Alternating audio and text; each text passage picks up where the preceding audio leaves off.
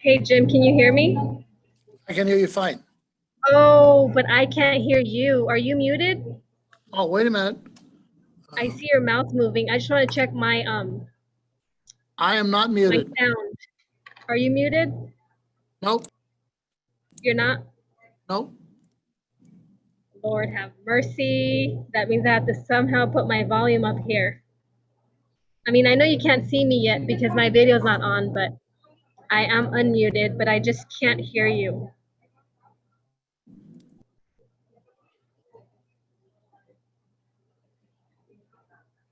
Let me try to put up the volume just, okay. Can you say something, Jim? Hello. Yep, I hear you. Nice, perfect. Thank you All so right. much. Okay.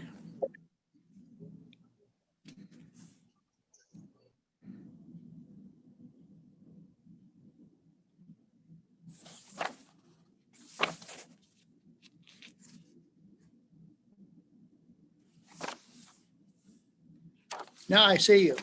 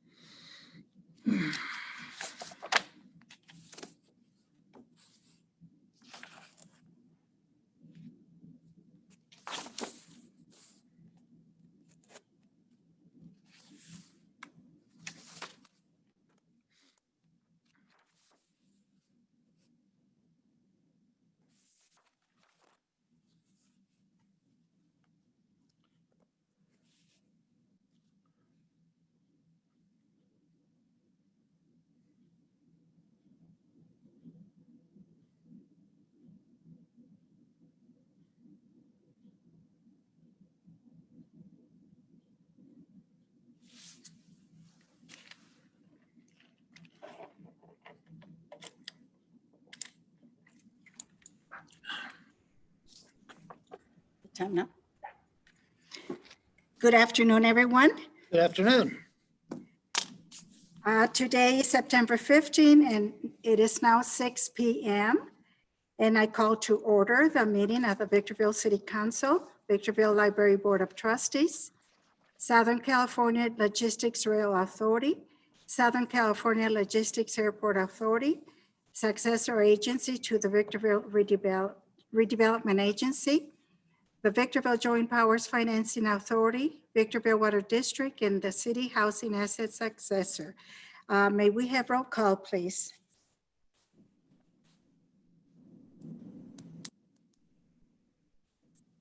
They're doing roll call. Madam Clerk, can we have roll call, please?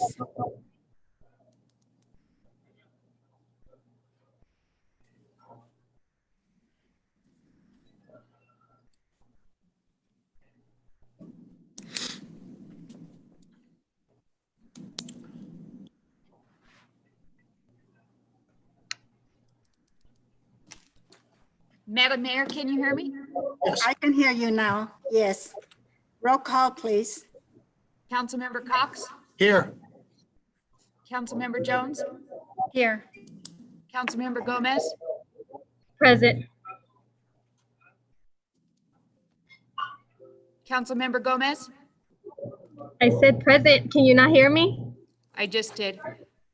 Oh, sorry. Mayor Pro Tem Ramirez, Here. Mayor Garcia. Here.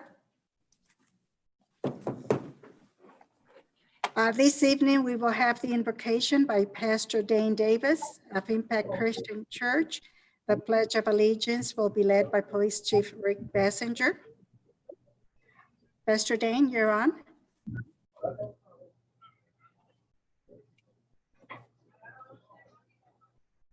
Is Pastor Dane here?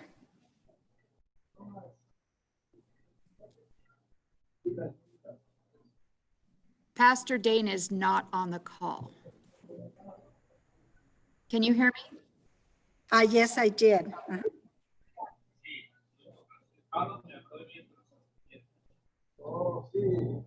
Madam Mayor, would you like to do the invocation? Well, since we do not have Pastor Dane with us, I guess we will have the Pledge of Allegiance led by Police Chief Rick Bassinger. Is he here? Yes. Yes, ma'am, I am. You ready? There he is. Yes. Okay.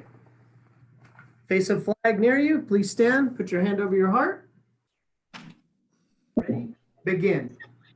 I pledge Pledge allegiance allegiance to the flag to of the the flag United States of United America States of America. and to the republic for which it stands, one One nation, nation, under God, under God, indivisible, with liberty with and liberty and justice for all. Everybody's on their own. We have our meeting today. At this time, I will have our city clerk present the agenda and any revisions to the agenda, please.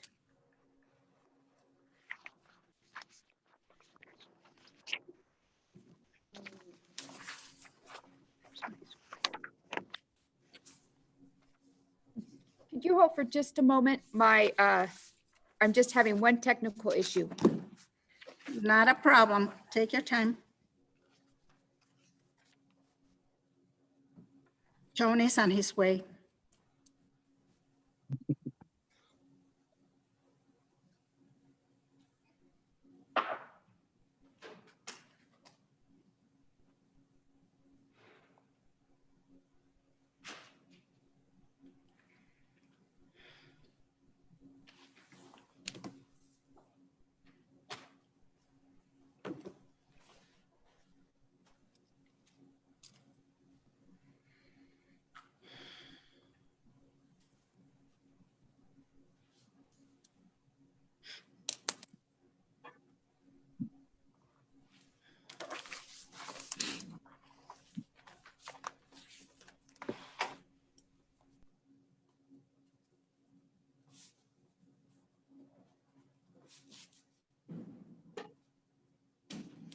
While we're waiting, just to my department heads, all department heads, can you turn on your cameras, please?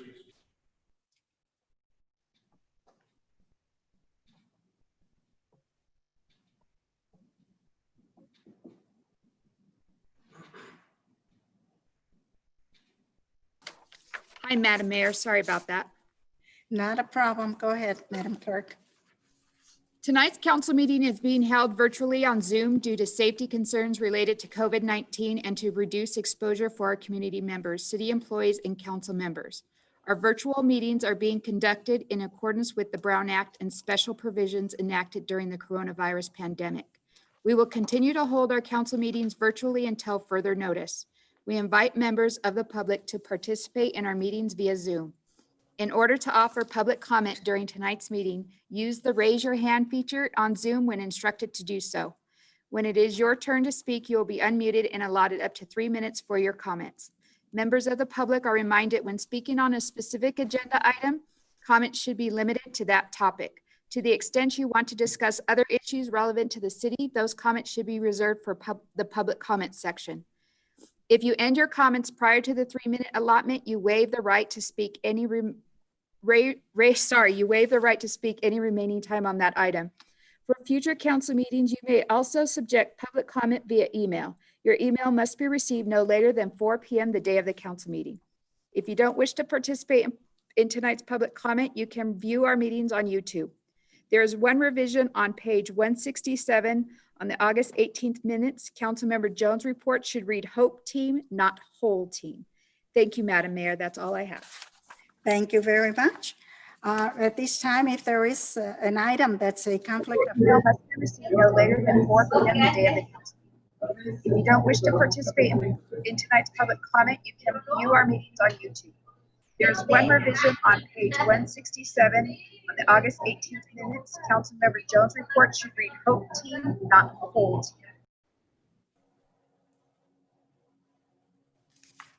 At this time, if there is an item that's a conflict of interest, no later than 4 p.m. the day of the council.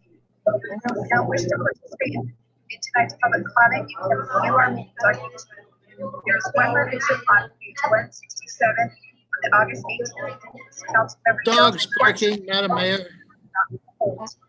We're having technical difficulties. Just a moment. We have our IT in here. This time, if there is an item that's a conflict of interest, no later than 4 p.m. the day of the council.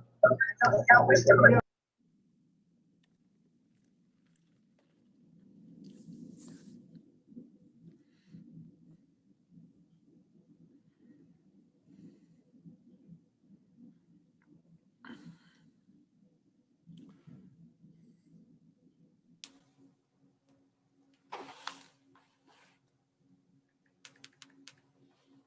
If someone in your office is streaming the YouTube video, can you please turn that off so we don't get the feedback?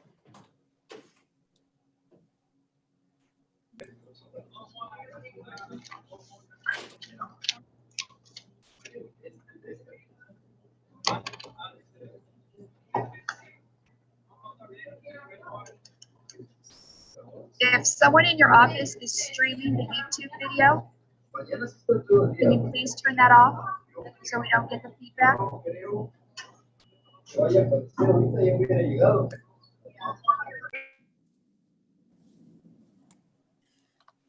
Madam Mayor, I think we've fixed the problem.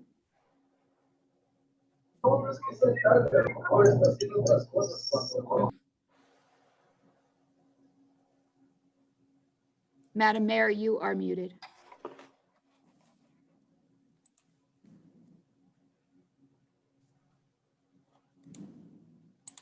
Can you hear me now? Yes, I can hear you now. Yeah, there was a problem, and I believe it was somebody else doing something outside. Yeah, they're streaming the YouTube video, so it gives the feedback. Yeah, so I think they took care of it. Yes. Okay. Yes.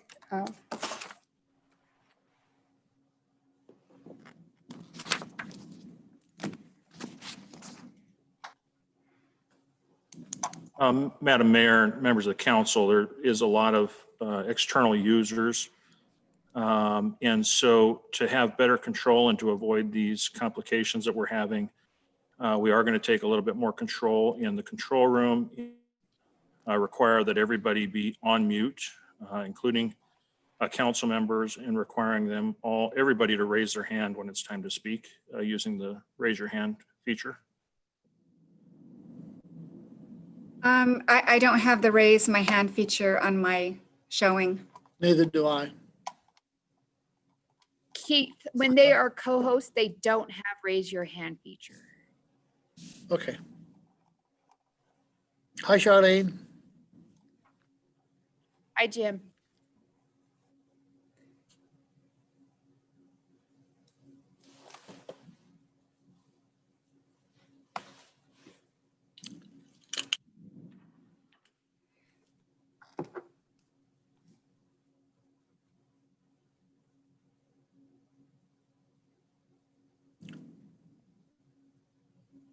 We believe that the problem is coming from Councilmember Gomez. So because she is remote, we're going to at least have to control her microphone.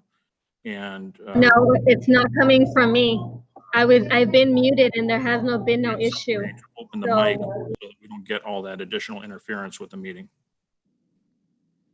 So no, don't blame me for it, okay? Believe that.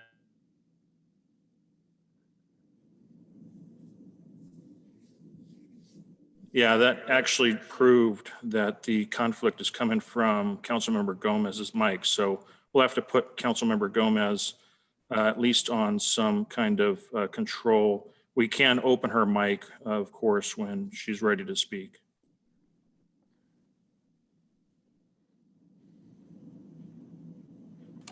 Is that because she has other devices present with her that it causes the issue? I believe it's because she's using a different platform. I don't believe she's here. in Okay. St. Paul. I think she is remote.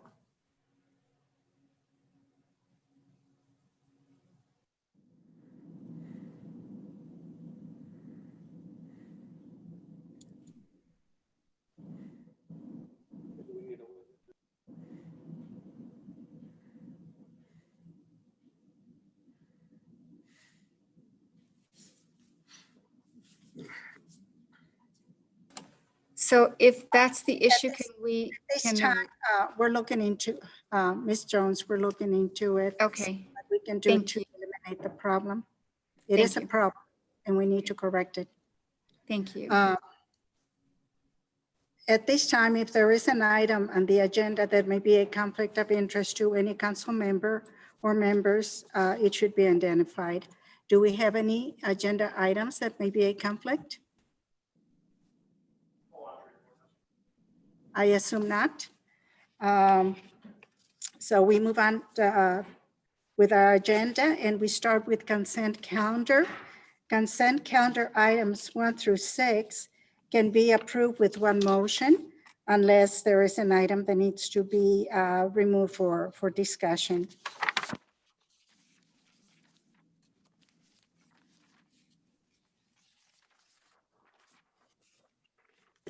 If there is nothing that needs to, no items that need to be removed for discussion, I need a motion in a second. Yes, Madam Mayor, I move that we take action in accordance with the recommendations set out on the agenda for each consent calendar item, 1 through 6. This is Jim Cox. I second that motion. I have comments on 2 of them before we move on.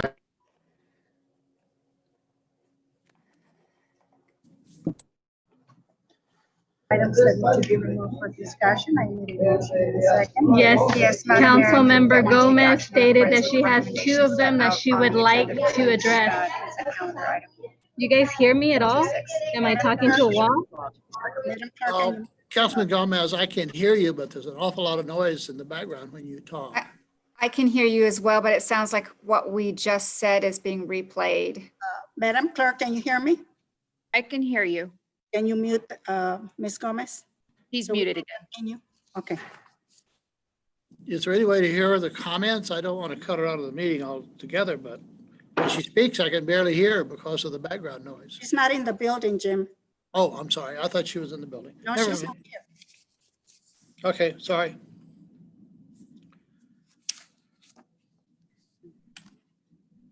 We had a motion. and I have a motion by Councilmember Jones, a second by Councilmember Cox.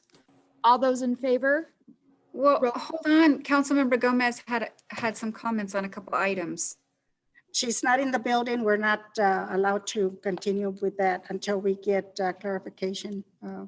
She muted herself again, so that's why I assume she didn't have any more comments. Okay. Motion by Councilmember Jones, a second by Councilmember Cox. All those in favor? I told you I have comments.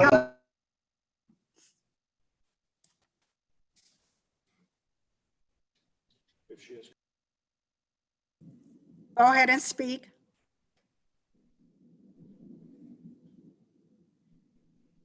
Ms. Gomez, go ahead and speak. Motion by Councilmember Jones, a second by Councilmember Cox. Can I just type to you guys because I hear a lot of background noise?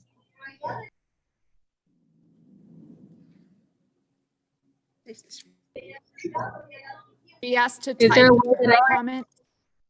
Is there a way that I can type my comments? Because if you're getting a lot of feedback from me. Ms. Gomez, go ahead and speak. Okay, so the first item,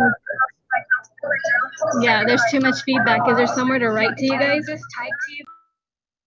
Yes, Councilmember Gomez, if you turned off the YouTube streaming video, there wouldn't be feedback.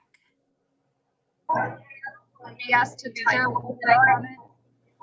Is there a way that I can type my comments? I don't have a YouTube streaming. Ms. Gomez, go ahead and speak. Okay, so the first item, yeah, there's too much feedback. Is there somewhere to write to you guys? I just don't know how we could do a meeting where you're typing throughout. Oh, okay, Gomez. I see what you're saying. I see.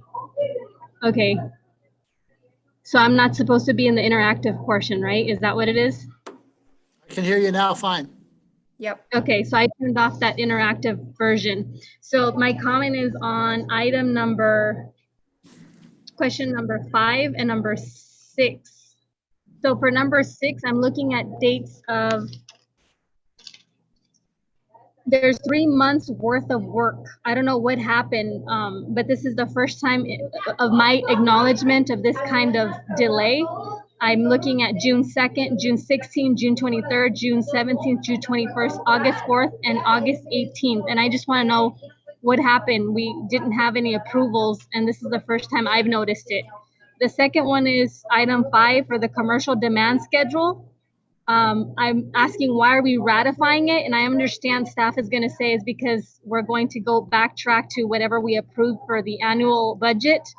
But I want to understand why staff or the city manager did not include or direct staff to put any kind of agendas that would reflect back as to why we are having to consider ratification. It just seems not very clear to our community members and to myself. Those are my comments for those. If you want to supply responses, they're greatly appreciated, but I just feel uncomfortable with those 2 items not having a little bit more direction for us to really approve of. And you respond to those at a later time? Okay, we will continue on. I do have a motion by Councilmember Jones, seconded by Councilmember Cox. Take a roll call vote. Councilmember Cox? Yes. Councilmember Gomez? With my responses for 5 and 6, I don't feel comfortable, so I'm gonna vote no. Councilmember Jones? Aye. Mayor Pro Tem Ramirez? Yes. Mayor Garcia? Yes. Motion carries with Councilmember Gomez voting no. Now we move on to written communications. Item number 7, purchase request for 1-inch copper tubing. Madam Clerk, please read the recommendation. That the Victorville Water District Board of Directors approve the annual purchase request for the supply of 300 rolls of 1-inch soft copper tubing from Iconics Waterworks Incorporated, Project CC 21-003, in the amount not to exceed $116,700 for fiscal year 2020-2021. Thank you. Council members, you have 3 minutes if you have questions. I'll start with Ms. Ramirez. Do you have any questions? No, Mr. Cox? I was wondering why we have to order so much at one time. I know if we order that, we're not going to use it all at one time. We have to store it. Copper has a tendency to disappear, and I'm wondering what the advantage is of ordering it and storing it as opposed to ordering it when we need it. I know we don't want to order it on a day-to-day basis, but a month or two supply at a time would seem sufficient. Just curious more than anything.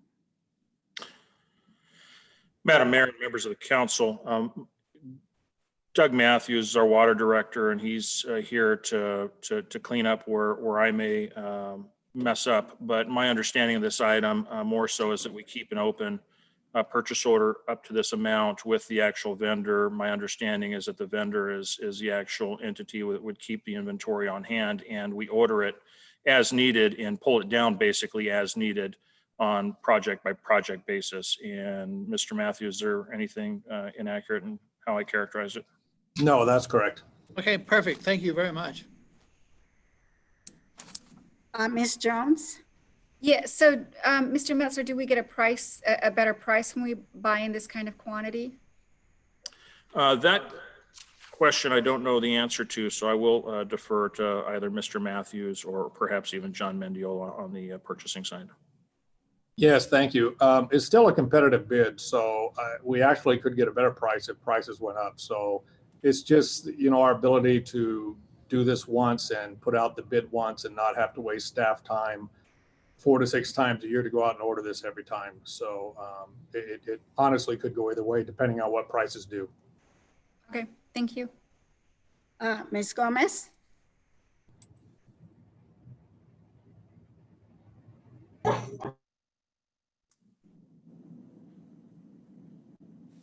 So yeah, I'm looking at the municipal code and it says that the city manager is the one that's placing the bid over 50 grand. Did the city manager indeed place it, or did he delegate this to someone else?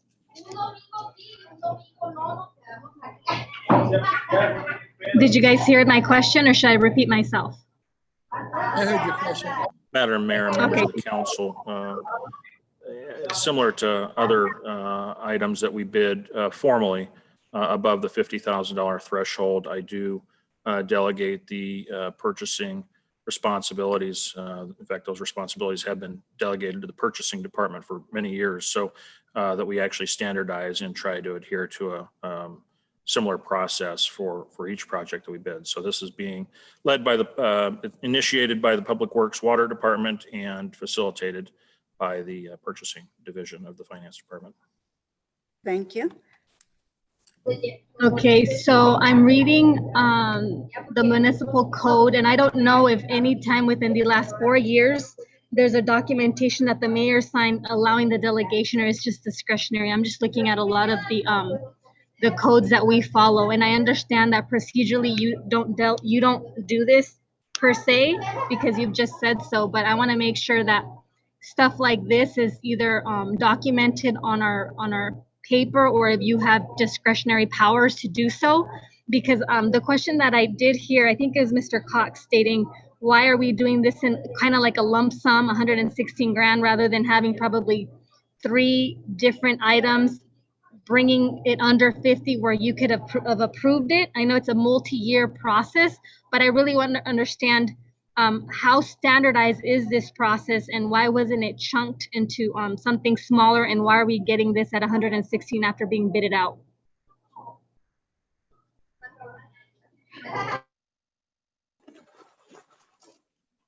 I think the simple answer is that we follow the adopted purchasing rules for items like this.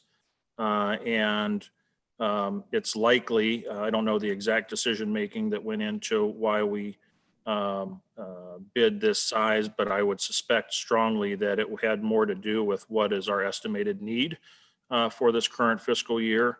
Chopping it up into smaller amounts likely wouldn't allow us to get the best bid unit pricing. I'm not even sure it would be totally logical to break it up if we're basically bidding one specific item. So hopefully that answers the question. That supplies a level of understanding that I haven't had deeply in the last 4 years. The other thing that does bring into mind is there an oversight, or do you, because you delegate office and you rely on the adopting purchasing rules. I want to know, it didn't say specifically if this contract or this bid is a CIP project. I could have missed it, but can you clarify if it's a CIP project? And if not, what is it that we're estimating since it's not a CIP project?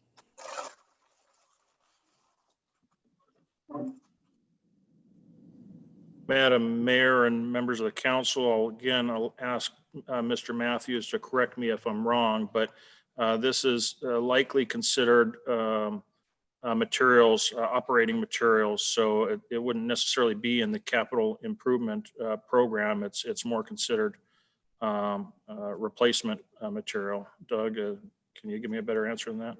No, that's exactly correct. And if you look at the tables on the second page, you'll see the quantities we put in the past few years. So this is fairly consistent, or it is consistent with what we've been doing over the past years. Okay, so then I might need to ask, I understand that there's a status quo initiation of doing processes, but when I look at the budget and the way we operate in our budgets, it looks like we use a lot of incrementalization, which means we don't go back per unit looking at each department and see which department is needed to be able to supply things of this nature. So it just gives me a better understanding that we're doing things as we have in the past. It just makes it seem like we're not doing anything new. It's something that we're not looking into the departments, and I just needed that clarification. So thank you for verbalizing it along with Mr. Messer. I have no further questions. Thank you, Mr. Metzler, for clarifying that when we actually purchase larger quantities, of course, we get better pricing, which is logical. Anyone in the business world would understand that. So thank you very much for that explanation. So at this time, do we have anyone that wants to speak? No, Madam Mayor, no speakers. Oh, I'm sorry. There is one. Valentin.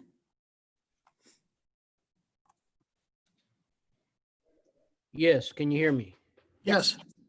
Okay, I've been looking at the people who bid for our jobs and our contracts, and they seem to be the same people over and over again. Only different, it varies on who wins the contract. I have here Ferguson Waterworks. We have a Ferguson company up here. And the last time I asked this question, I was told that our local companies up here don't know how to fill out this paperwork to put in bids. Ferguson Company is a family-owned company who has a company in Pomona where I used to work on their vehicles. So I'm kind of curious, how is it cheaper for us to buy materials from Riverside Ferguson Company and store it there instead of having it purchased here in Victorville, where we have a Ferguson Company, where it's stored here and it's easy to access? That is my question. Thank you. There are no other speakers, Madam Mayor. Thank you. At this time, I do need a motion and a second for item number 7. Madam Mayor, move we approve staff recommendation. Second. I have a motion by Councilmember Cox, seconded by Mayor Garcia. Any further comments? I have a comment, Madam Mayor. The question that Mr. Gadina raised is a good question, but it should be directed to the company, not to us. I mean, each one had the right to bid. How they want to bid it, it's if there's any questions, I think we can't answer for their behalf. Good question, but it's not up to us to answer it. It's up to that company to answer it. So that's all. Thank you.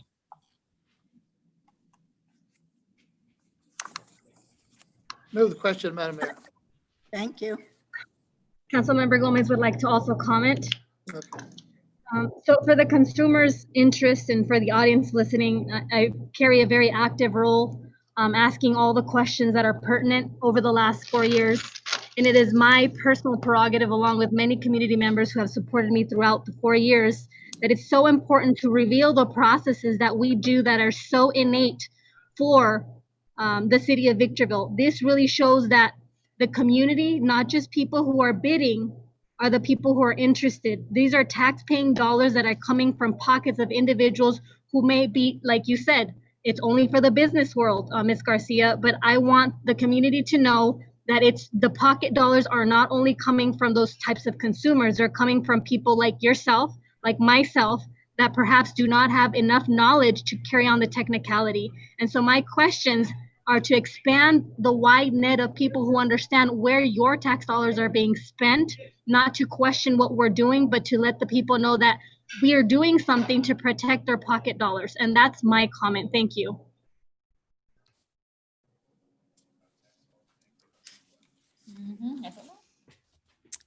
I have a motion by Councilmember Cox, seconded by Mayor Garcia. Roll call vote. Councilmember Cox?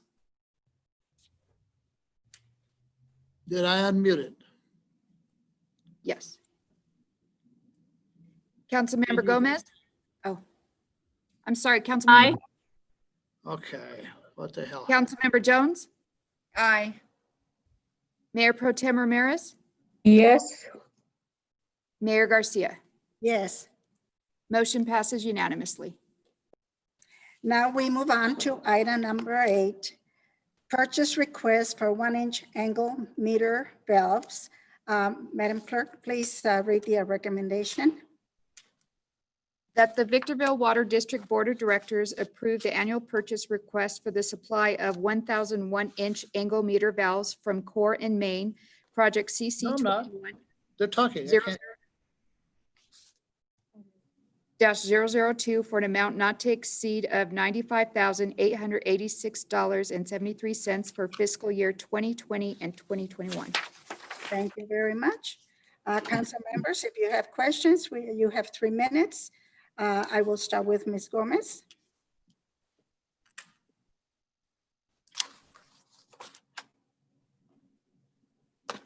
Yeah, the questions that I have for this are very similar to the last ones.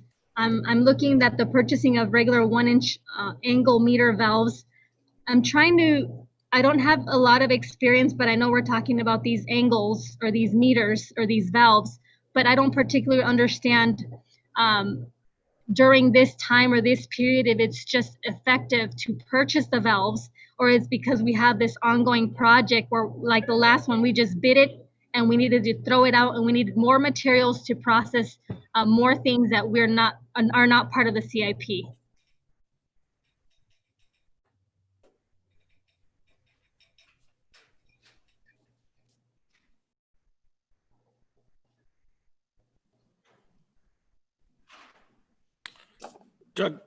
Doug Matthews, are you on the line? I am, and that's correct. We are purchasing these as not part of a CIP. It's for our operations during the year for our staff. And it actually goes hand in hand with the last item. In replacing services, you need these angle meter valves to go with it. So these kind of go hand in hand. Oh, okay. I appreciate that response. Thank you. No further questions. Ms. Jones, do you have anything? I don't. Thank you, Madam Mayor. Mr. Cox? No questions. Ms. Ramirez? No questions. And I have none. Do we have anyone that wants to speak on this item?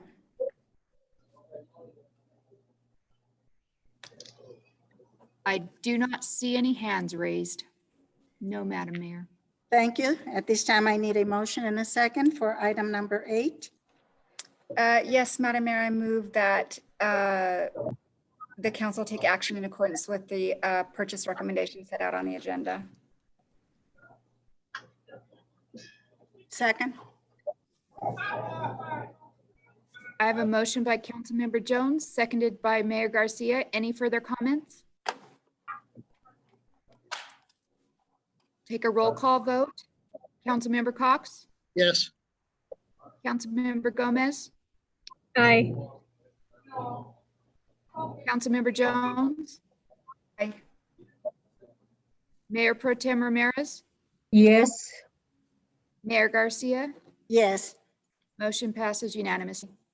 Now we move on to item number 9, purchase of 3 Caterpillar diesel towable prime power generator sets. Madam Clerk, read the recommendation. That the Victorville Water District Board of Directors approve the purchase of 3 Caterpillar diesel towable prime power generator sets from Quinn Power Systems in the amount of $728,202.52 under the Sourcewell Contract 120617-CAT. Thank you. Council members, you have 3 minutes if you have questions. I'll start with Ms. Jones. I have none. Thank you, Madam Mayor. Ms. Ramirez, no, Mr. Cox, Yes, I noticed that because they have to meet the requirements of the Air Quality Management District and the state, are these the only 3 generators we have? Are these all the generators we have, or is it only these 3 are not meeting the current air pollution standards? Madam Mayor and members of the council, it's my understanding that it's just these 3 that aren't meeting the current standards. We do have a number of other generators throughout the city for well sites and even for the wastewater treatment plant. I think that answers the question, but Doug, just making sure that I'm answering it accurately. That's correct. And the part that distinguishes this is these are currently portable, and that's what's making them non-compliant. So these 3 portable generators will actually be put at strategic sites where they will be now stationary, but we still need the capacity to have portable generation to take to different facilities. Thank you. Ms. Gomez,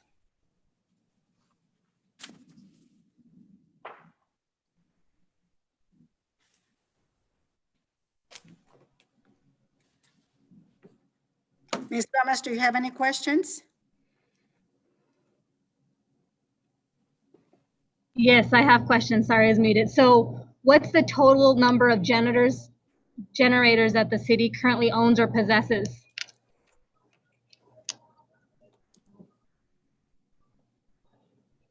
Yeah, I don't have that number offhand. I mean, we have them for various facilities, whether they're wastewater treatment, airport, or city hall, or we have a few. Most of them are stationary, but I don't have that number.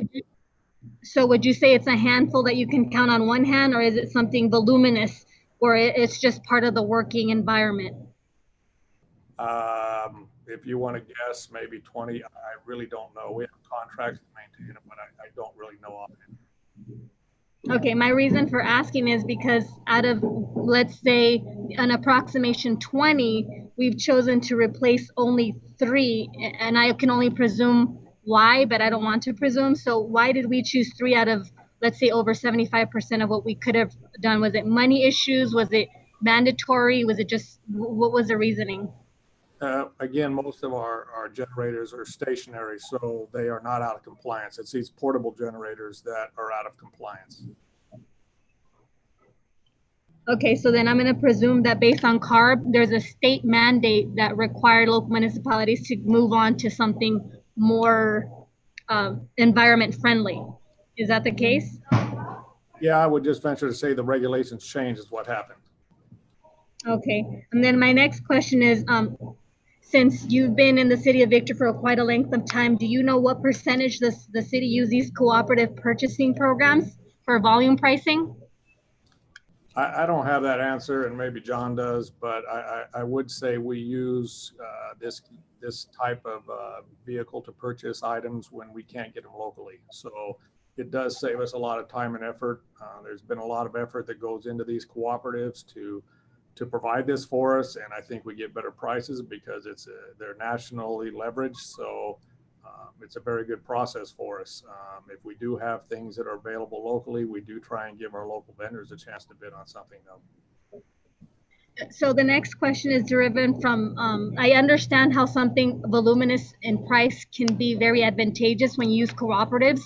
However, if we can't procure anything from our local leaders or entities, what is it that the department is doing to go out there and find local leaders that perhaps are not overt but more covert, and rely on having more local leaders rather than just the cooperative means of doing this?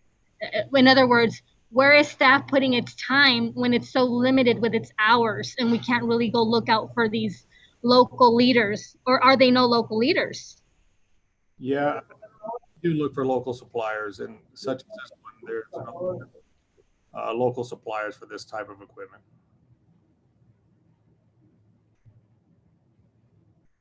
Okay.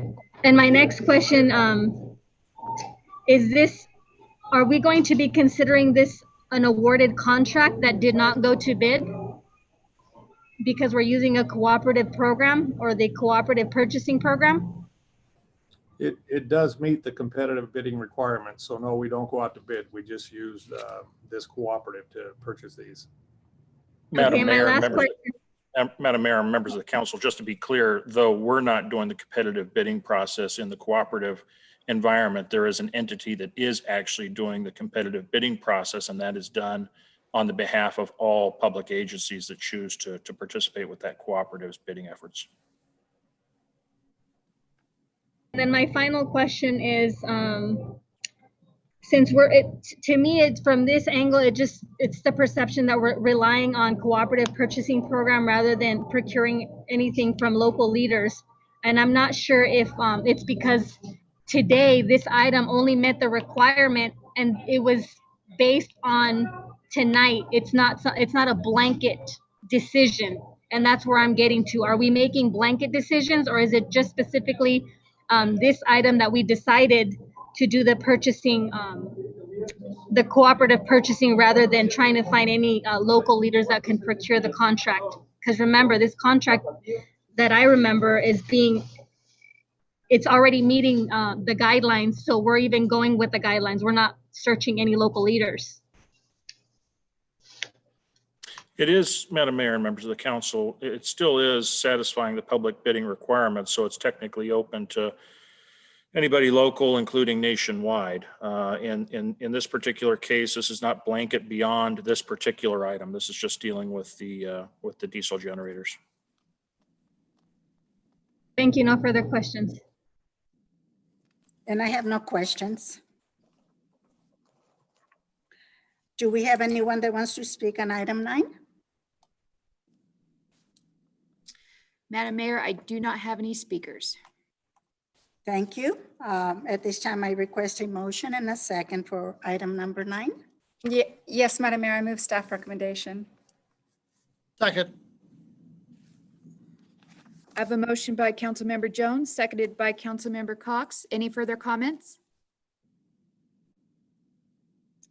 Roll call vote. Councilmember Cox, Yes. Councilmember Gomez, Aye.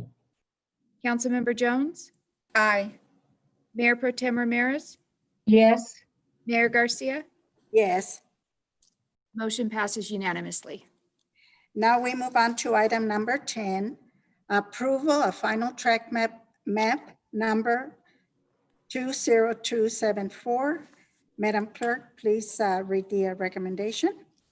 That the City Council approve final track map 20274, approve the subdivision improvement agreement between the subdivider KB Home Greater Los Angeles and the city for said final track map, and accept bonds as security for the public improvements from KB Home Greater Los Angeles Incorporated. Thank you. Council members, again, you have 3 minutes if you have questions. And we'll start with Ms. Jones. No, thank you, Madam Mayor. Ms. Gomez? Yes, I'm looking at the repetition of what the city clerk had read, which is the final track map. And I understand that it's standardized processing, but what I don't understand is when we make the connection with our municipal code, bringing in these final track maps, because it's my perception that when we have improvements happening, these are things that affect our communities and when they're going to be ending up living in these spaces. So if you don't mind reminding me how our municipal code, along with these final track maps, becomes standardized to help our communities living in these areas more pleasant than not. What? Madam Mayor and members of the council, We do have a fairly standard and defined process to ensure that we're developing neighborhoods ultimately in ways that are good. This is somewhat towards the end of a very long process, a very long development process, or what can be. And so effectively, before we gotten to this point of this item, this has actually gone through the development department through an application process. It has also gone through a planning commission review. And at both of those levels, there's been a review of a proposed project. There's also been a number of design works submitted for review, design works being streets, roads, curbs, gutters, sidewalks, all required to meet certain standards. And then there's a deliberative process that the Planning Commission has once staff has developed conditions of approval with respect to what's being proposed to be built. And so the Planning Commission then gets to deliberate as to the conditions of approval being recommended by staff. The Planning Commission can also require additional things that it feels are necessary to try to make sure that it's not only a compatible type of development, but it's a development that's going to be of quality and actually be of good appearance long into the future. And so once the Planning Commission completes that process, they typically complete what's called the tentative map stage. And from that tentative map stage to where we're at right now, this is effectively the completion, turning the tentative map where it's still raw dirt, unsubdivided, not legally subdivided property, to where effectively what's happening in this item with your approval tonight is actually allowing for the developer to move forward in recording the map, creating a subdivided property, but with the conditions through the subdivision improvement agreement that the developer that the developer bond for those improvements, the same roads, curbs, gutters, sewers, and so forth. And so this is the stage typically that has to occur before the developer then starts grading and building on the property. So it's not uncommon to see when this occurs to believe that there likely is development forthcoming. And I believe in this particular track map, that's exactly what's expected, is that the developer is waiting for this approval tonight, believing that they're going to be able to pull permits, start grading, and eventually building more homes on this property. Thank you. I appreciate the explanation. My last question here is, did the Planning Commission ask for anything that would be extra surmountable for our neighborhoods or the track map to meet not only the permitting requirements, but anything that they might have thought that was amenable for this track map?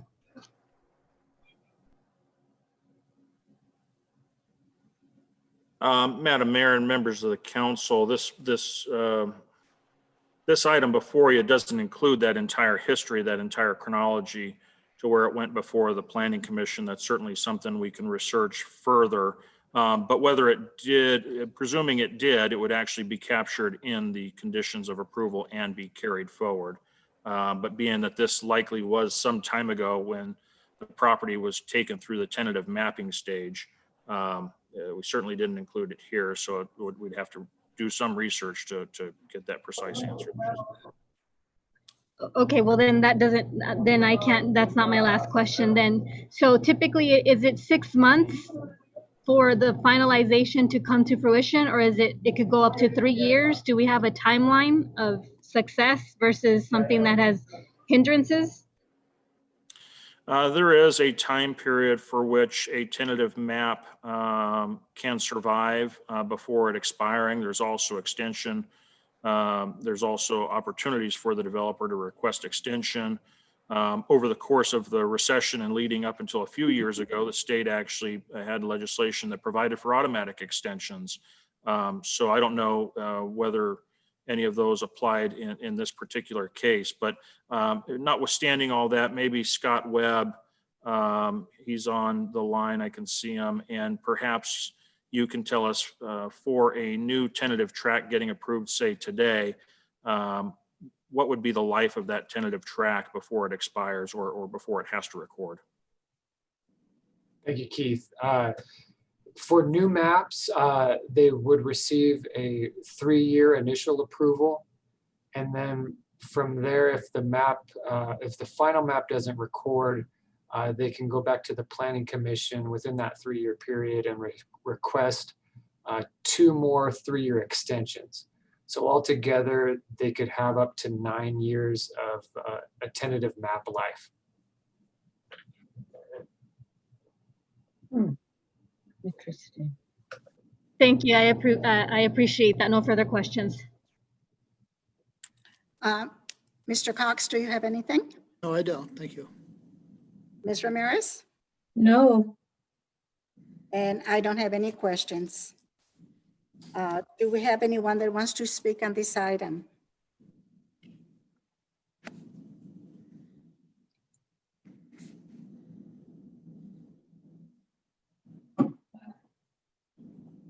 No speakers, Madam Mayor. Thank you. At this time, I need a motion and a second to approve or disapprove item number 10. I move that we approve staff recommendation, which includes final track number 274, approve the subdivision improvement agreement for KB Homes, and accept the bonds as security for the public improvements. Second. I have a motion by Councilmember Cox, seconded by Councilmember Jones. Any further comments? Roll call vote. Councilmember Cox, Yes. Councilmember Gomez, Aye. Councilmember Jones, Aye. Mayor Pro Tem Ramirez, yes, Mayor Garcia. Yes. Motion passes unanimously. Now we move on to item number 11, capital project needs analysis for Green Tree Boulevard extension and Bear Valley Road over BNSF Railroad projects. Madam Clerk, please read the recommendation. That the City Council approve the capital project needs analysis for the Green Tree Boulevard extension and the Bear Valley Road over BNSF Railroad projects for fiscal years 2021, 2022, through 2025, and 2026. Thank you. Council members, you have 3 minutes if you have questions. I'll start with Ms. Gomez.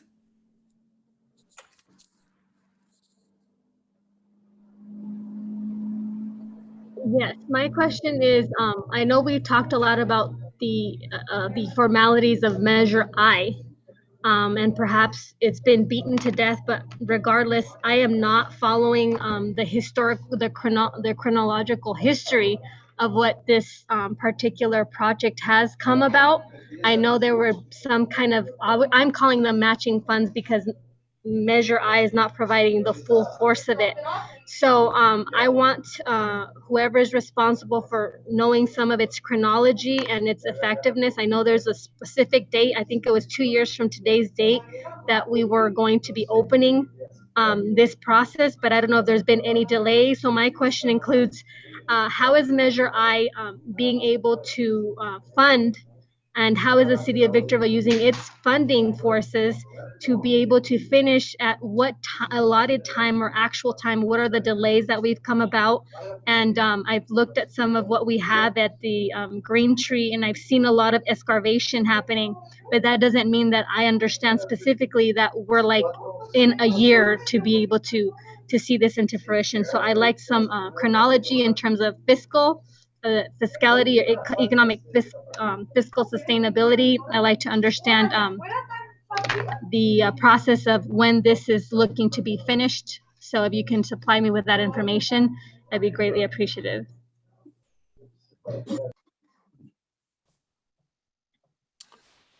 Madam Mayor and members of the council, the most expert on our team to be able to explain the SBCTA Measure I process is our city engineer, Brian Gangler. So I think what I'm going to ask Brian to do is, with those questions, summarize the planning process when it comes to building a major improvement such as the Green Tree extension or the Bear Valley Bridge improvements, from the planning phase all the way to the funding phase, which is effectively where we're at in this particular item, where this item is largely dealing with serving as a cash flow planning tool for the SBCTA.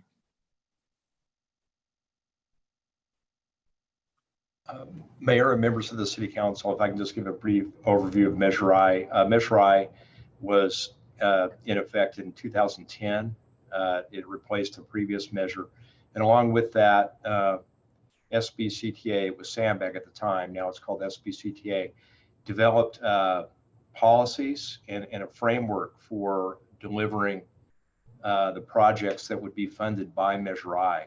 And in those policies, it also deals with other public funds that SBCTA programs, because there are other state and federal funds that are in essence funneled through SBCTA. And so the two projects that are on this agenda item are the Green Tree Extension Project and the Bear Valley Road Bridge over BNSF. And both of those are partly funded by SBCTA. And one of their requirements is annually, we need to have what they call a capital project needs analysis that needs to be approved by our City Council. And this is an SBCTA document. It's an SBCTA process that in essence acknowledges the use of the funds that they've programmed. And so if you take the Green Tree Extension Project as an example, there are various phases and various funding sources for this project. It's somewhat complicated, but these funds have already been programmed by SBCTA. There are prior agreements that have been approved by City Council with SBCTA, who's a funding partner. And so this in a way memorializes the funds that have been programmed and will be used for that project. The Measure I is only part of the funding. Actually, most of the funding is from other sources, from federal funds and also from development impact fees, Victorville development impact fees. On the Bear Valley Road project, it's somewhat similar. It's a different mix of funding though. In this case, the Measure I funds on this are more minimal. Most of it is coming actually from federal funding and our development impact fee for a match. So I hope that answers your question. There are a lot of details involved with this process, but this is just it's a form that SBCTA requires us to approve, and it's their planning process. Okay, so I went ahead and I was looking at the project needs analysis basis, but what I'm not looking at that, but it's perhaps not the requirement of you placing it there, but there are certain requirements or certain aspects that should have been relayed within the needs analysis data, but I don't see it there. Besides the outcome, which is fiscal, what are they? Because they're not enumerating. I just see a bunch of years collated with figures, but I don't see how the needs were based on.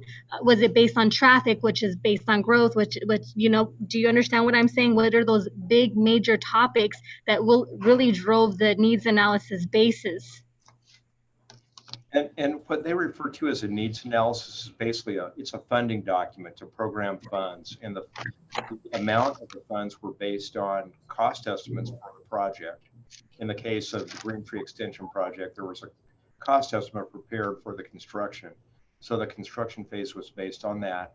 And then the Measure I policies state that SBCTA will have a 51% share of the project and Victorville will have a 49% share.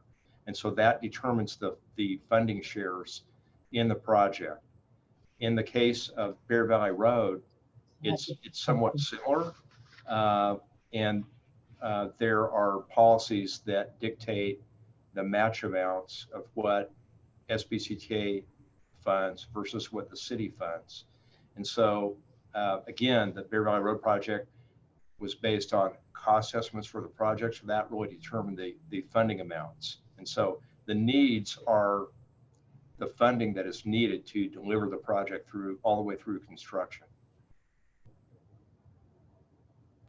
Okay, so then if I'm understanding this correct, then the delivery of the project to come to fruition was not just based on cost assessments, but it was also based on a growth, a population base, and perhaps others that you have not enumerated.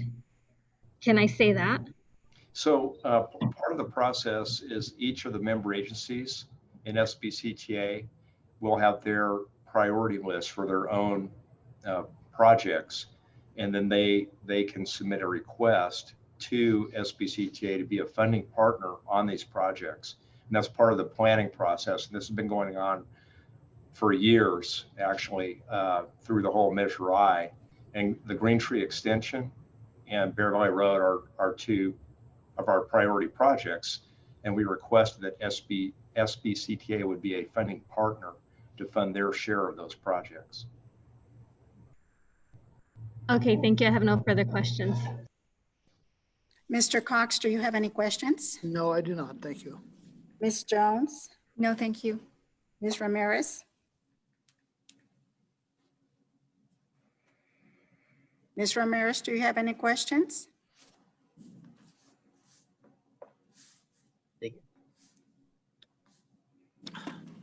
Okay. No, thank you. And I have none. Do we have anyone that wants to speak on item 10? I'm sorry, 11? We have one, Valentin Godina. Yes, can you hear me? Yes. Okay, thank you. As usual, I have more questions than I seem to get answers to. Someone mentioned that the Green Tree Extension was a priority project. For 30 years that I've been up here, I never knew that that was a priority project versus Old Town. Old Town has been waiting 20 years for an uplift. Where is the priority in this priority list? And when are we going to see some real progress in Old Town? Or are we just going to fence it off and not call it part of Victorville anymore? That is my question. Thank you. Those are all the speakers, Madam Mayor. Thank you. I'd like to comment, Madam Mayor. Was there anything anybody would answer to that, or he was just? Yeah, I can. Yeah, I can as well. This, the Old Town project is not the agenda item, so we couldn't provide an answer. Staff couldn't provide an answer even if they had one. They want to agendize that and talk about it later. This project here has been on the master plan of streets in Apple Valley and the county and Spring Valley Lake and Victorville. That's why it's a priority project. It's changed jurisdictions over the years, but if you look at the redevelopment project, which is what the town of Apple Valley used to build their portion of this capital project, and it's been completed for some time, that in itself would tell anyone that this has been on the books for years and years and years. I think it's 22 years now or 23. And they moved ahead. They had redevelopment funds. The city of Victorville was going to use redevelopment funds. The redevelopment is long gone. And so we're using Measure I and the funds that's made available through Measure I and county transportation. So that has nothing to do with downtown. The question is a valid question, but it has nothing to do with this item here. So I suggest we don't attempt to answer that. Mr. Godina deserves the answer about funding of downtown at a later time or by staff or an agenda item, but it has nothing to do with this item. I request we move ahead. Madam Mayor and members of the council, I can add further to that as to the priority nature of the project. And Councilmember Cox is right, speaking to what's been on everybody's master plan of streets, Apple Valley's, counties, and ours. And I would characterize this effectively as the missing link, because amongst those three jurisdictions, there has been a goal to improve east-west transportation to the communities and to Interstate 15. And so, as I call it the missing link, Councilmember Cox mentioned the portion in Apple Valley that has already been constructed We have already constructed a major component being the actual interchange at I-15, La Mesa and Nisqually. We've also made a tremendous amount of improvement to Nisqually. We actually took out and made smoother. We took out a lot of vertical curves and basically straightened that road out, put curbs, gutters, sidewalk through it. And so traversing, continuing easterly towards Hesperia and using Hesperia Road as a connector to Green Tree, that's effectively completing the missing link via Green Tree over the railroad tracks, so that we're having another major east-west connector through our community to I-15. Thank you. Okay, at this time, I do need a motion and a second for item 11. I so move staff recommendations. Second.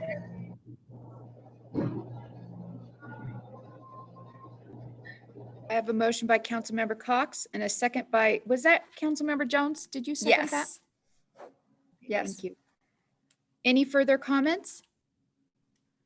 Yes, Councilmember Gomez. So in my personal understanding of what was just relayed, and the comment was, so we obviously have two priorities in front of us that are agendized items. And perhaps when we say priority, these are probably one of many priorities that the city of Victorville has taken up hold. And this is what I'm learning as the discussion occurs between a commenter, Mr. Godina, and then Mr. Cox decides to chime in and Mr. Metzler does the same. So I would like more clarification in future understandings if we choose to have a priority to expand the east and the west for the traffic to be less congested. Perhaps when we state an answer, let us, whoever us is, whether it's councils or it's the public, know that this is just one of many priorities, because now it's my understanding that perhaps this is the only priority that we have in Victorville, and perhaps we do need to agendize what other priorities there are, just for more clarification to come across, because 3 minutes is never going to be enough, and then there's a lack of interpretation or misinterpretation of how we're dealing with the agendas when we speak of priorities. So hopefully we can get something on the agenda to have a further discussion of what is taking place. Thank you.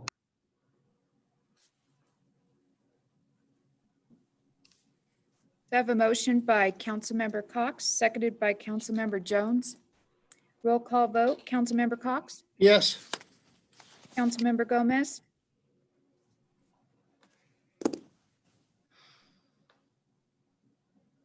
Aye.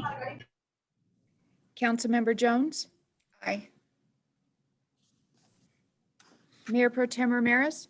Yes. Mayor Garcia? Yes. Motion passes unanimously. Now we move on to item number 12, purchase of a 2021 Ford F-350 truck for the Animal Care and Control Division. Madam Clerk, please read the recommendation. That the City Council approve the purchase of a new 2021 Ford F-350 truck chassis with a deerskin animal capture body from Fritz Ford in the amount of $79,692.27. Thank you. Council members, you have 3 minutes if you have questions. Ms. Jones, do you have anything? I don't. Thank you, Madam Mayor. Mr. Cox? No questions. Thank you. Mayor Pro Tem Ramirez? No. Ms. Gomez?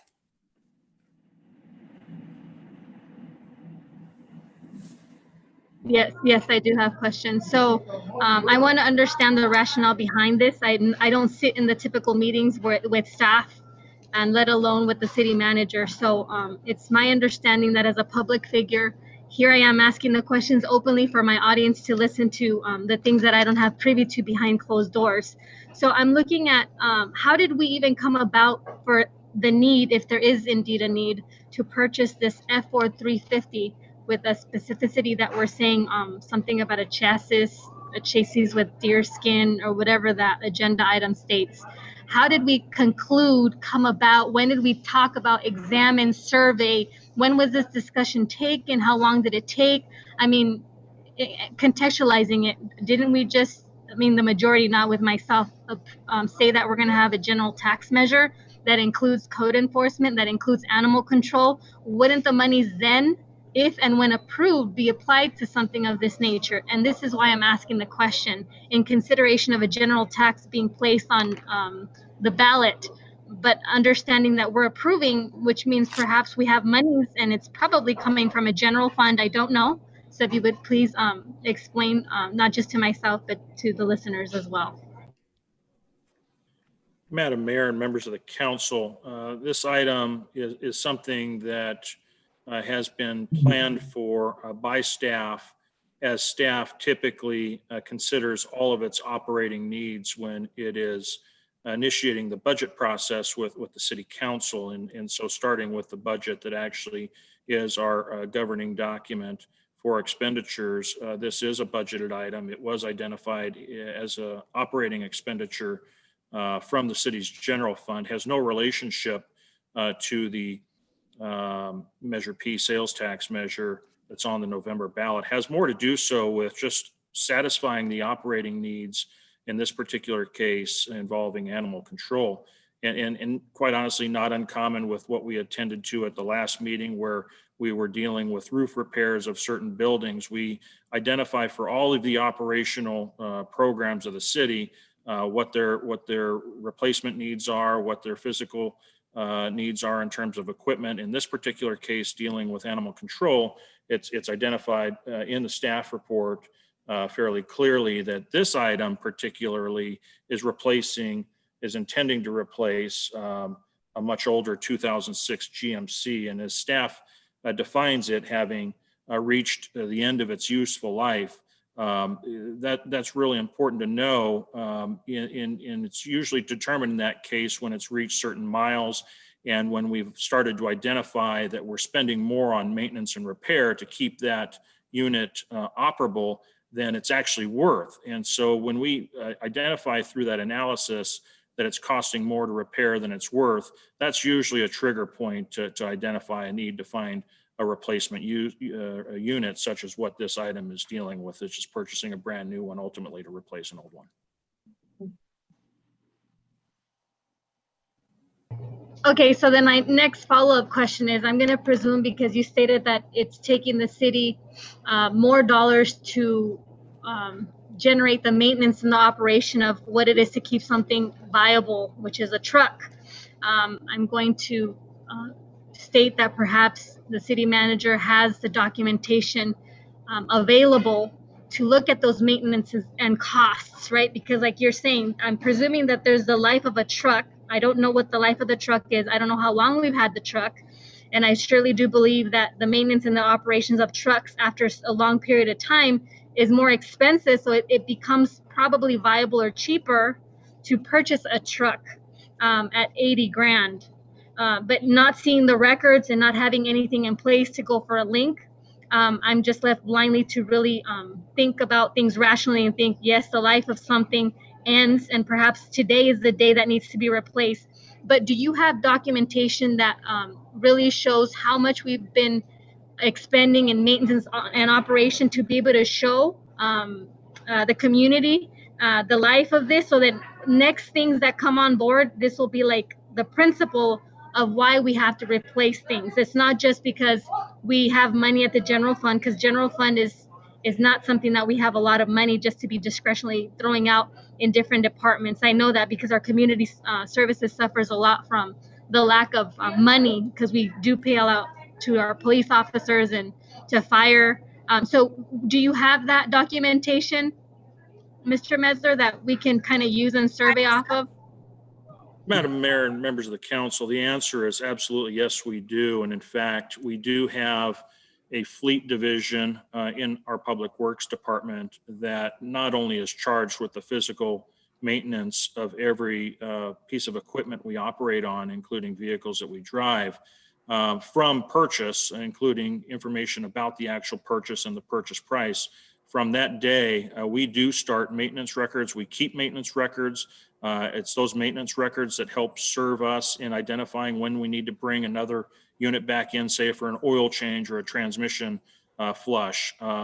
And so we do maintain all those records. And in this particular case, there are records, volume of records associated with this 2006 GMC that's caused us to get to this point to where we know clearly, based upon just taking a good estimate of what the vehicle is worth now. We can do a Kelly Blue Book if that's the form of appraisal, and compare that obviously to what we're expending and what perhaps we forecast expending in the future, given the mileage. We have all that information, and that's actually what we rely on to get us to this point to be able to decide it's reached the end of its useful life.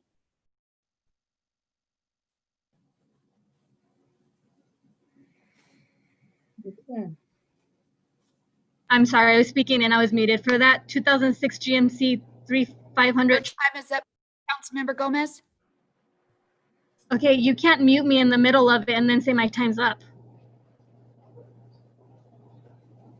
Your time was up at the end of your last question. I know, but you muted me.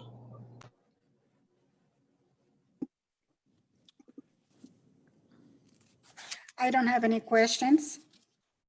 Do we have anyone that wants to speak on this item, item 12? Yes, we do. We have one guest, no name attached. It's Christian 820 Ibarra. plus. Yeah, Christian. Oh, thank you. Sure. My question What's on the the truck. Who is Christian it? Ibarra. Christian. Oh, My question is on the truck that you're replacing the 2006, but you're not really. Is it a 3,500 that you're replacing? Because the $79,000 is a pretty hefty price for the city to pay. And I just wanted to see if you're replacing a 2,500 or a 1,500. You just said 2006 GMC, but you're not really letting the people know if you're replacing a 3,500 with the 3,500 chassis. Madam Mayor, members of council, if I might, and I'll allow our Public Works Director, Doug Matthews, to fill in some blanks for me. But typically when we look at vehicles like this, we'll actually consider vehicles that can provide the similar type of utility. So trying to spec another GMC 3500, that's not typically what we'll do. We'll actually give much more general description as to the specs that we're looking for that can accomplish the mission. And in this particular case, those specs not only include a truck, a chassis, but it also includes a box that has ducting to allow for temperature control to each of these boxes where the animals actually get housed in if we have to transport them. But as to maybe the bid specs, Mr. Matthews, can you perhaps share with us kind of the range that we were soliciting through the bidding process?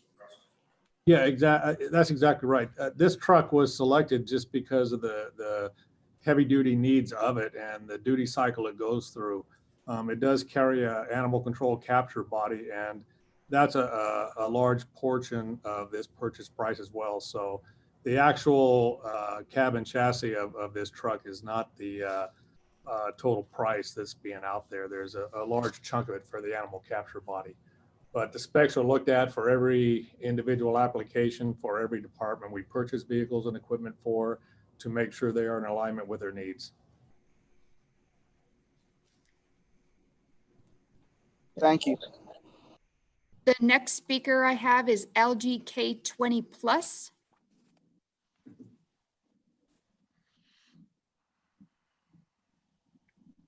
No name attached, LGK 20 plus.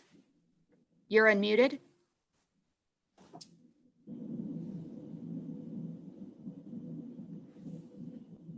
Okay, we'll go to the next person. Romero, do you still want to speak? Want to speak? Yes, I still want to speak. Hello? Yes. Hello. Yeah, as Keith Messler was responding to Blanca Gomez's question, I was not able to find in the PDF exactly all the maintenance records on the truck being replaced. That's, he said there is records and everything, but I think it's should be public information since we're paying for it. Have all the specs and the fleet itinerary and exactly how many cars are out there and what we're paying for them and how much we're paying to replace them. So that he just stated that there was records, but I wasn't able to find any of the records, or he wasn't able to provide any of the any numbers for the replacement for the maintenance cost of that GMC truck. Thank you.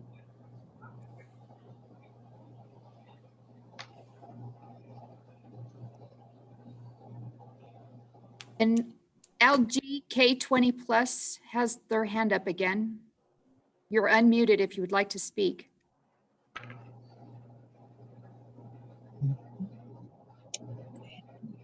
Nope, they're Hello, not. can you hear me? Oh, there you are. Yes. I just looked at the bottom of my phone and knew what you meant. LG K20 Plus, that's me, Maggie Martin.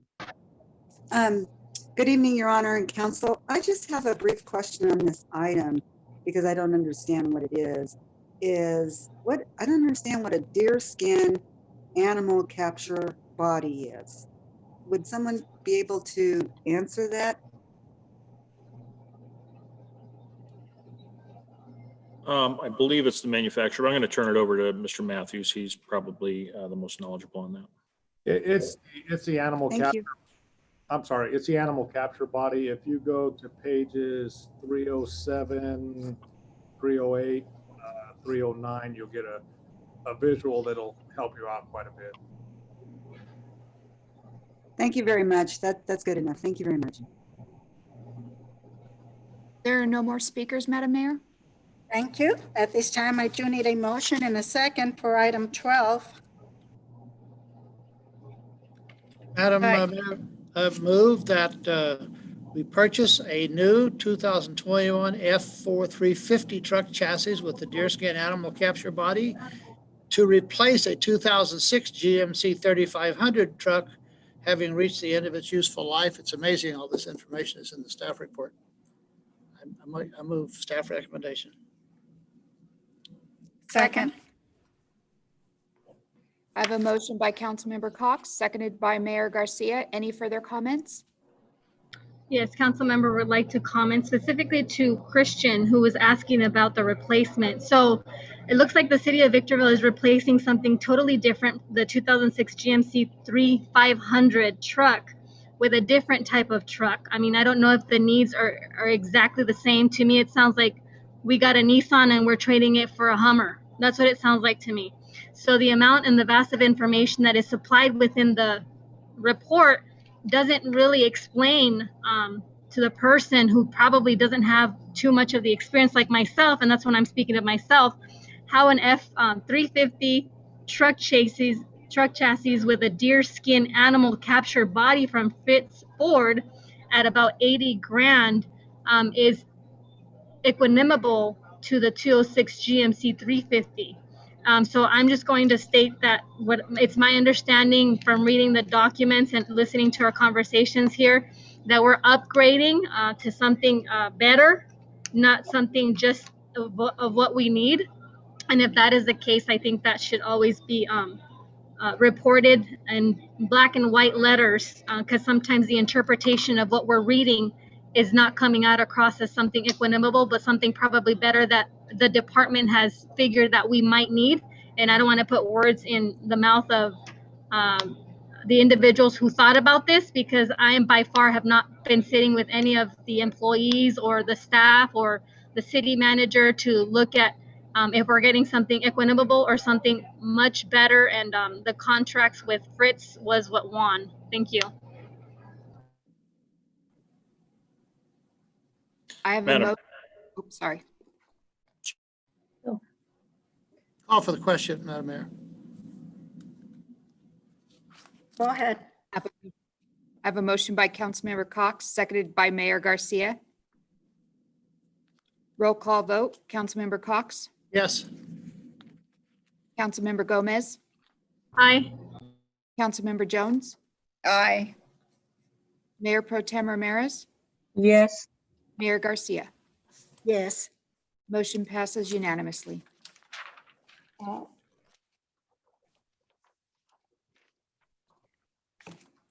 Uh, Mr. Cox, did you have a question or a comment or? No, no, I'm just glad they didn't consider a Mercedes-Benz. Okay. Okay, now we move on to item number 13. Standard license agreement for building 685B and by and between the Southern California Logistics Airport Authority and First Class Air Support LLC. Madam Clerk, please read the recommendation. At the Southern California Logistics Airport Authority Board of Directors, approve entering into a standard lease license agreement for Building 685B by and between the SCLAA and First Class Air Support. Authorize the Assistant Executive Director to execute said agreement. Thank you. Council members, you have 3 minutes if you have questions. Ms. Jones, No, thank you, Madam Mayor. Mr. Cox, No questions. Ms. Ramirez, No questions. Ms. Gomez, Yes. Way to generate. So what, so when approving leases, who and what? So the department and who's involved. What are the requirements that are adhered to in order for a lease to be granted and recommended to staff? And that includes, is there a way that we look into making, and I'm going to call it profit, but I understand that that's not the correct term that any municipality does because we don't profit off things, but that's what I'm going to call it. So I don't know if you want me to reframe my question or rephrase it, but I'm expecting a response, whoever is knowledgeable of that information. If you would, go ahead and rephrase those. Yes, so I'm looking at a lease and it looks like we're going to make 90 grand gross. So it's money coming into the city. And so I'm thinking, well, what are the requirements when we grant out a lease? I mean, are we looking for the best bidder? That's in quotes, right? Because we're not bidding out. What are we looking at? Because we're bringing in money to SCLA or we're bringing in money on these leases. So what and who is looking at what requirements? Okay. So your staff looks at operating the airport. They look at how do we generate the greatest amount of revenue in order to offset our expenditures. As you may recall, we've went a number of years where we were in deficit. We're at a point now where we are finally generating more than what we expend. So we continue to look at how do we generate the highest and best use for each property. Each of these properties within the context of whether or not it has to be an aeronautical property. So we look at, in the case of this building, it's an aeronautical property, it has to be used for that when at all possible. And right now it is possible. So you may recall about 1.5 years ago, you approved a lease with the same company for the same building. That lease has since expired. We're now entering into a license agreement with the same company to continue to use the same property under the same essential terms for the following year. How do we do that? We look at who's available. We market all of our properties and we simply wait for an entity to come and express an interest in it. In this case, it was very simple because the company was already there.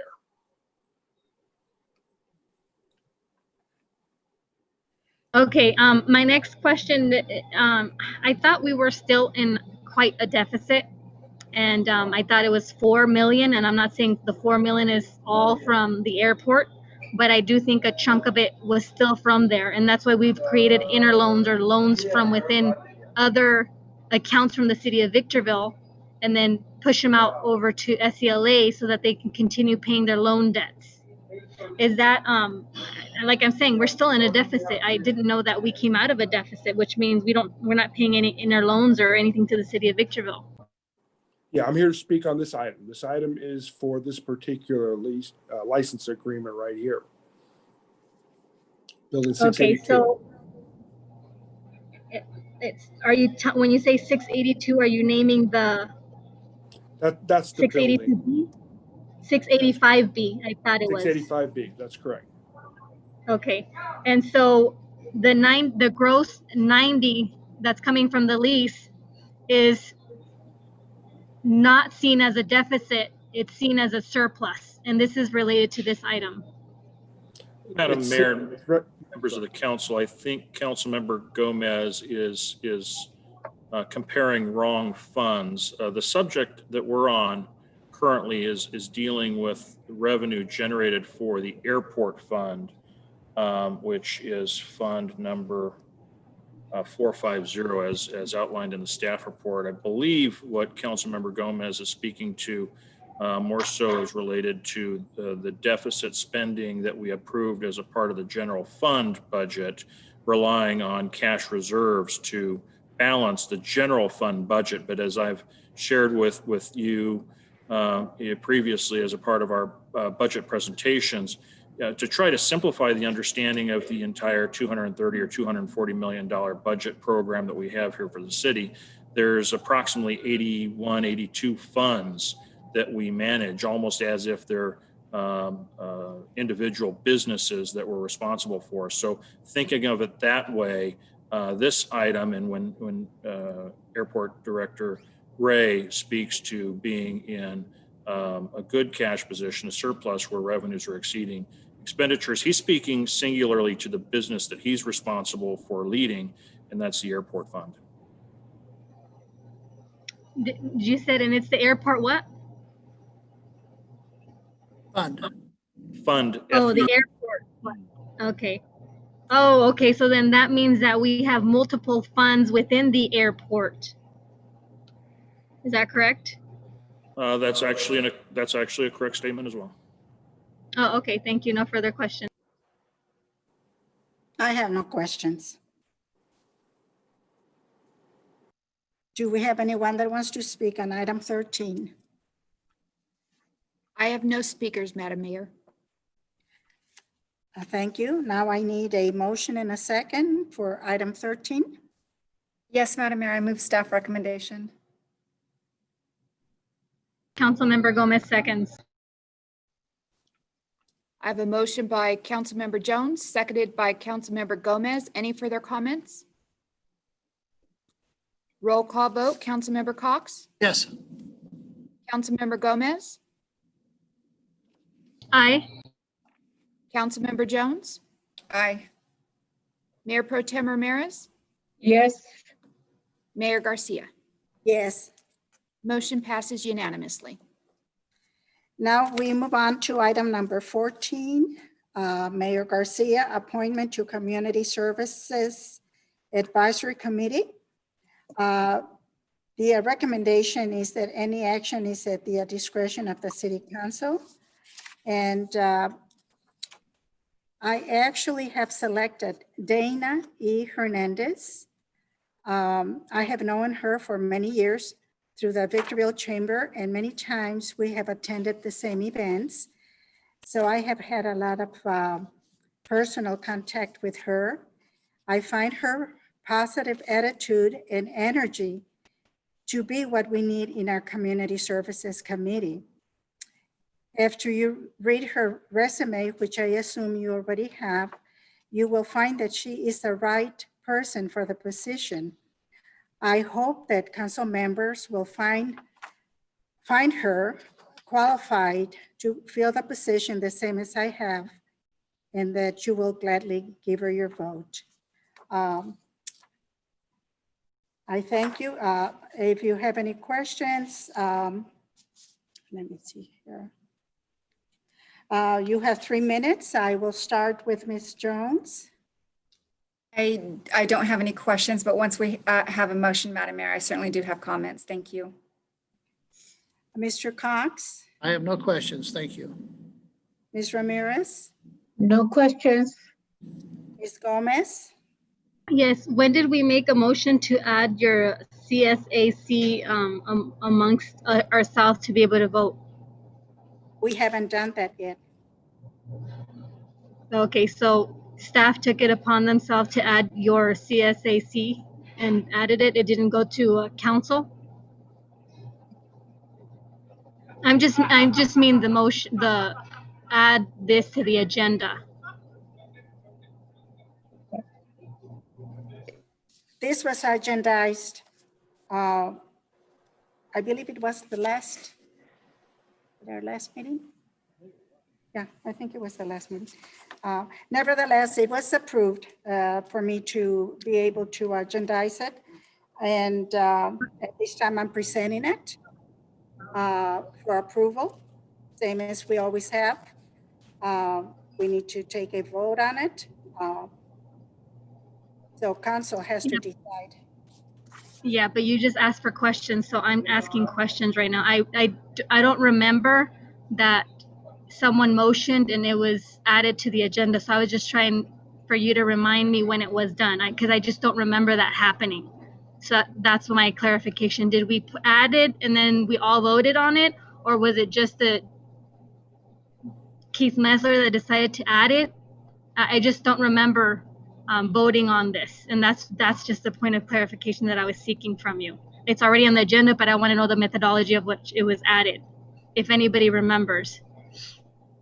Madam Mayor, may I? So I don't recall Mayor Garcia having requested an agenda item to put this matter on. But frankly, in this case, it's not necessary. The expectation for committee positions is that they should be filled at all times. So it wouldn't need to come before the council for the council to agendize something like this. And Right, Madam and Mayor, I'm- members of the council, if I might further add, and perhaps the city clerk can fill in some blanks for me. But we do go through a process without requiring the council to direct us to put this item on the agenda for consideration. Now, absent following the process that we have laid out, the council can direct us to agendize. They don't have to, but they can. So if, for example, council member has somebody that he or she would like to nominate without going through the established process, they certainly can do that as well.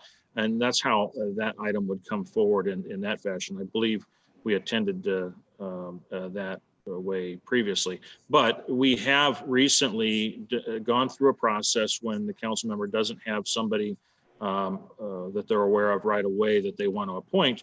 We do go through an advertisement process, a solicitation process, where we'll actually issue a notice of vacancy for the respective committee, and that actually took place. In this particular case, we did issue a notice of vacancy. We actually solicited, and in fact, I believe these are the same applications, same pool of applications that Councilmember Cox had just recently looked at as a part of his recent appointment to this same committee. So hopefully that clarifies a little bit more the process that we went through. And because we went through that process administratively, and Mayor Garcia had actually made a selection from that, that's why we're bringing it forward from administrative to council for consideration. Thank you for that clarification. My question is, does this individual live in the city of Victorville and have a resident domiciled in the city of Victorville? Her resume is part of the agenda, and yes, she is. Thank you. No further questions.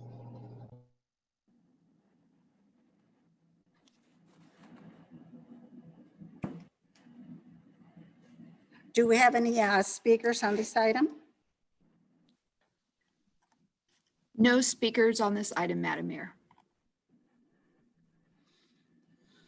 I do request a motion and a second for this item, 14. To appoint. I'll go ahead and make the motion to appoint Dana Hernandez as Gloria Garcia's CSAC's Community Services as recommended by staff. Second. Seconded.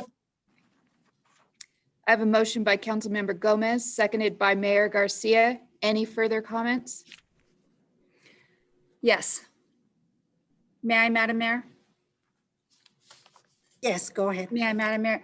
Well, my goodness, I'm thrilled to see all of the people that have submitted their resumes for this position, and everyone. I mean, if you read through all of this, everyone that applied for this is quite suited for this position, in my view. Mr. Camacho, Mr. Gosh, I just hope I don't massacre his name, Chavarria. Ms. Walters. We have a council candidate, Frank Kelly. These individuals would have certainly served our city well in this capacity. And then we don't have a letter of interest, which I know you've heard me say this before. I always like to read because it helps me kind of tap into more of the person and why they're really seeking this kind of a position. I do happen to know Ms. Hernandez. I've known her for a couple years. She's, let me just tell you, this is a woman that does the work of 3 or 4 or 5 people. She is a force to be reckoned with. This is a woman who rises to every challenge put before her. She has pristine character, high integrity, completely competent. I know that she is absolutely committed to our city, and I think that she'll do an outstanding job for us. Madam Mayor, thank you for making her your nominee. Yeah, I'm Thank you, very Madam Mayor. honored to be able to do that. Anyone else? Madam Mayor, I don't expect the home addresses of applicants to be submitted, but I'm assuming when they submit the request, they do have a home address and it's verified. Staff and council know I've always indicated that all committee members and commission members must be residents of the city of Victorville. I assumed that, but I did not see that, excuse me, anywhere on her application. I leave it in staff's hands to verify that. Thank you.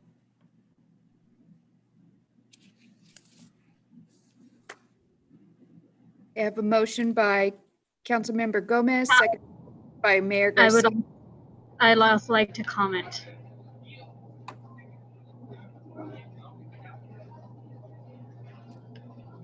Okay, well, yeah, so I'm very supportive of who you selected. I've known Ms. Hernandez quite a bit. She helps those with disabilities, special needs, provides all kinds of levels of program, is very inclusive in making sure that people with disabilities do have the resources to be able to be inclusive in all kinds of levels of city events and city processes.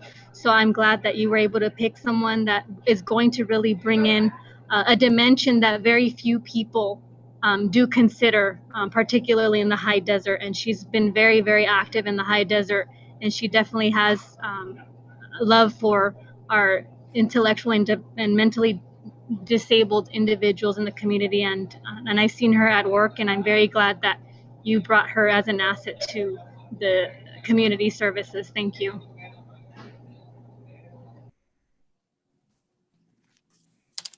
I have a motion by Councilmember Gomez, seconded by Mayor Garcia. Roll call vote, Councilmember Cox? Yes. Councilmember Gomez?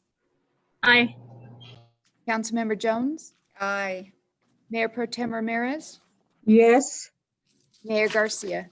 Yes. Motion passes unanimously.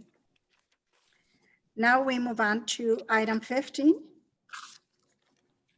Employment Development Department update. Councilmember Blanca A. Gomez, report of suspected fraud. Recommendation, this item is informational only. Council members, you have 3 minutes to speak. Ms. Jones, do you have anything to? You have 3 minutes to speak if you have any questions. I don't. I was just looking for an update. Mr. Cox? I have no questions. Ms. Ramirez? No questions. Ms. Gomez? I have no questions. But Madam Mayor, I am looking for an update. So I suppose my question would be, if there's an update, I'd like to hear one. And I don't have any questions. I'll wait until I hear from our city manager and see what has transpired. Are there any, let me see. Do we have anyone that wants to speak on this item? I do not have any speakers on this item. Madam Mayor and members of the council. Sorry, feedback. Just one minor thing to report back. We did get an email from the EDD yesterday, an email indicating from the field office that they have they've filed an appeal. We haven't heard of a date, haven't gotten any information back on that, but they did indicate it just yesterday that the office is moving forward with the appeal. That's it.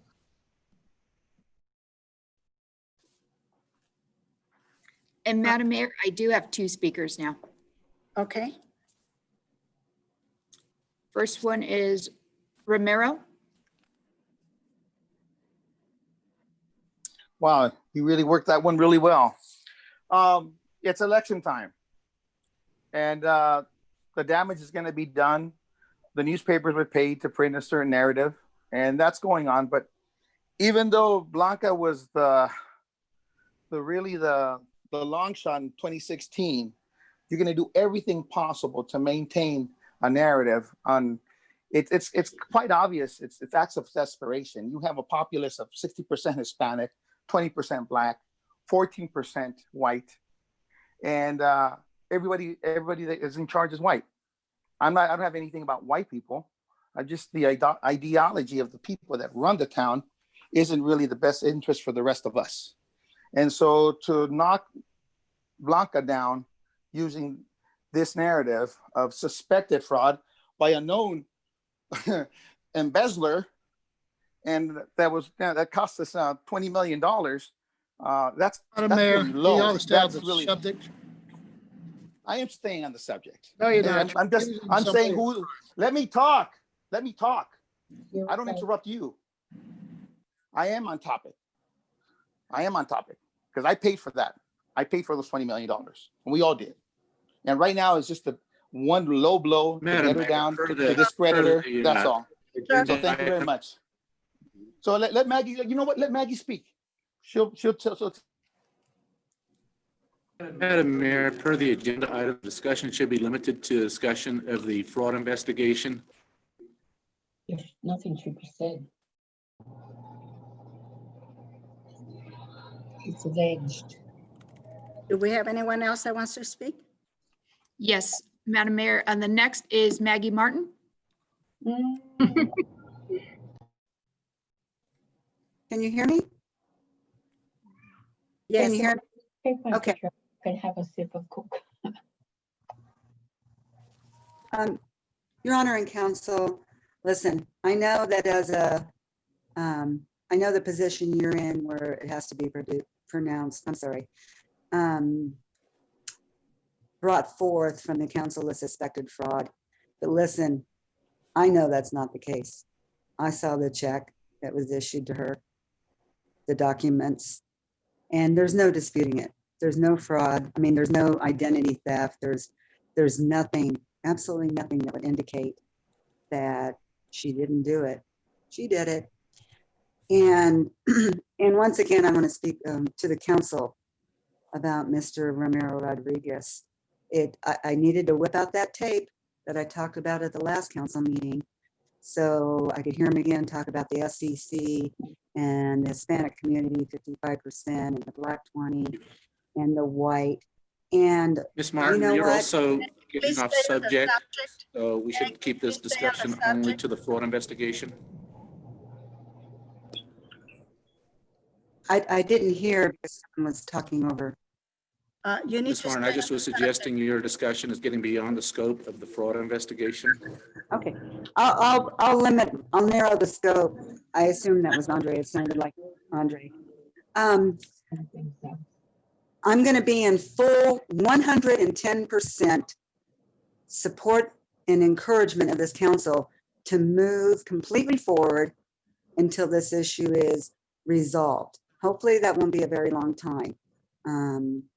So anyone who thinks otherwise is probably not up to speed in reality.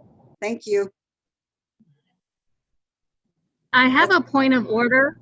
The city attorney said beyond the scope of the fraud investigation. I'm going to tell you that's not the case. Madam Clerk. That's my point of order. Okay, do we have anyone else? Yes, Natalia?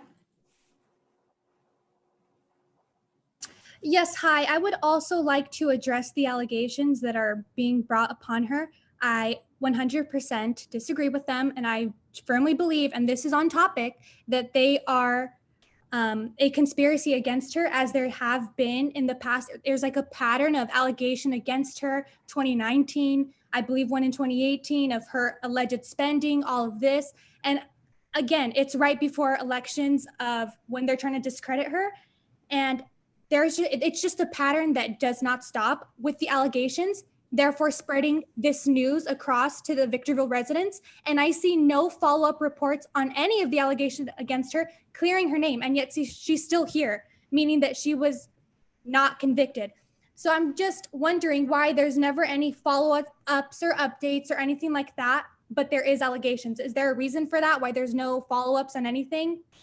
There was a follow-up right now that didn't really help or address anything different with the appeal that was supposedly emailed.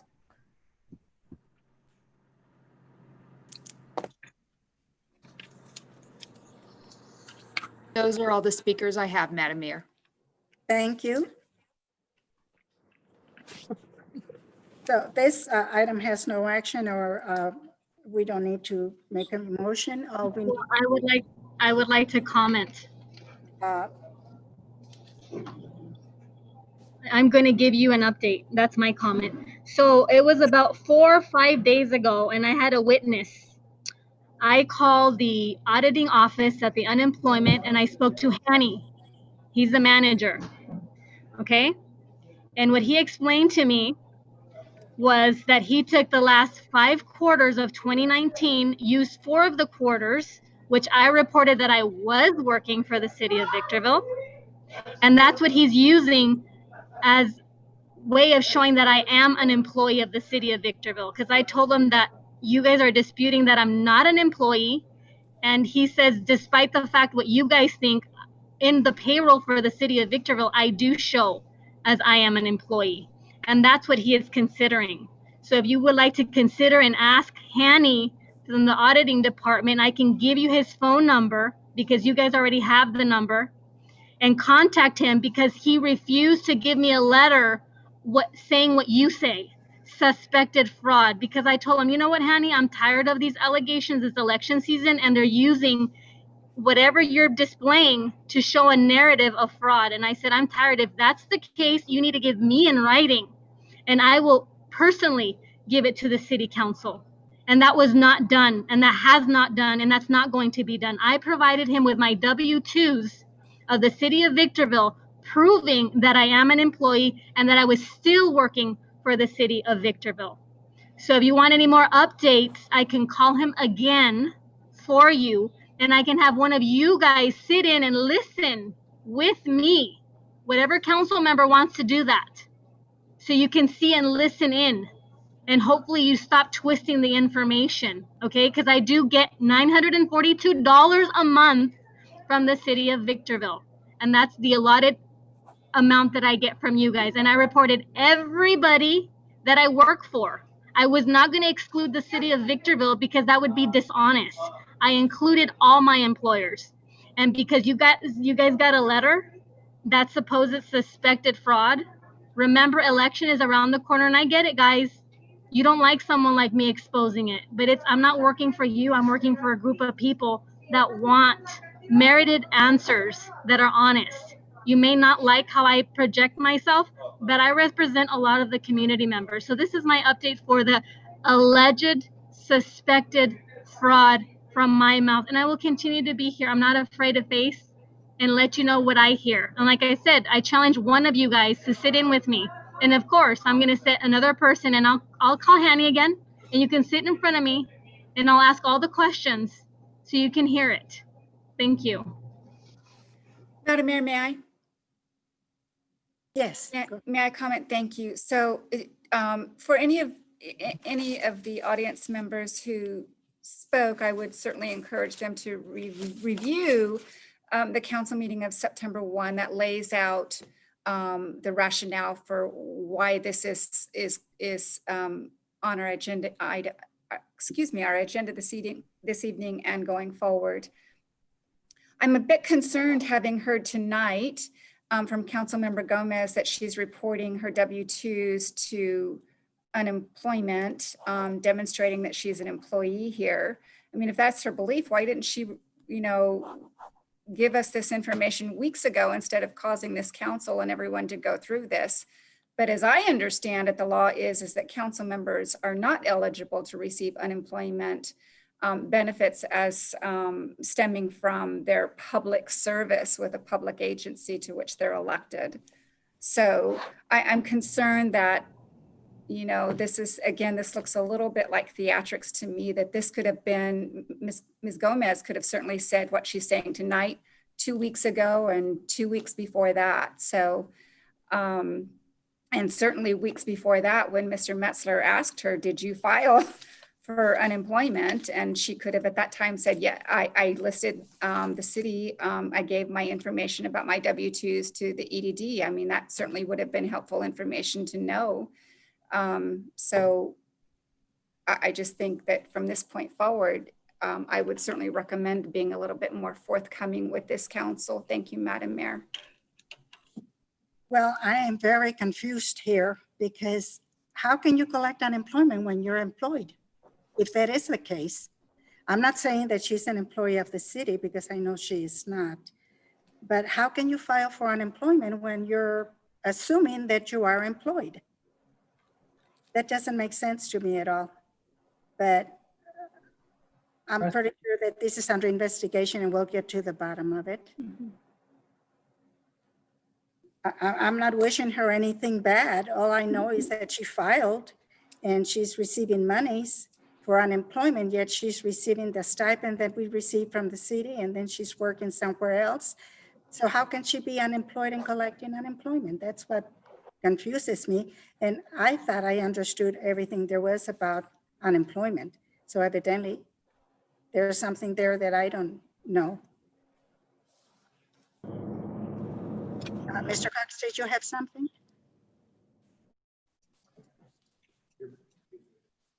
Is he muted? Can you hear me now? Yes. Yes, I can hear you now. This is an appeal being conducted by EDD, not the city of Victorville. Right. And you have to let it run its course. They will make a determination. The forms that they sent the city manager said that an individual claimed that they were an employee. They filed for unemployment. Unemployment means you no longer work for the agency. Ms. Gomez still works for the agency. She gets a stipend. And as a result of that stipend, several things could have happened. That's a misunderstanding. I said that from day one, but it's not our investigation. But if we are paying public money for a person who files for unemployment, and that's the agreement we have with EDD, then we have to be an indirect participant to make sure that it's being done correctly. But it's their show. They're conducting it. They will have a conclusion. They will notify the city of Victorville. We don't know when, and we'll just have to wait and see what happens. It would be very improper for us to interfere with or intervene in the EDD investigation. Ms. Gomez, it involves her. If she wants to go talk to him, that's her, between her and EDD. And we're waiting on the results from the EDD. And once the results are published and their decision is made, that'll become public information. Amen. Sure. Exactly.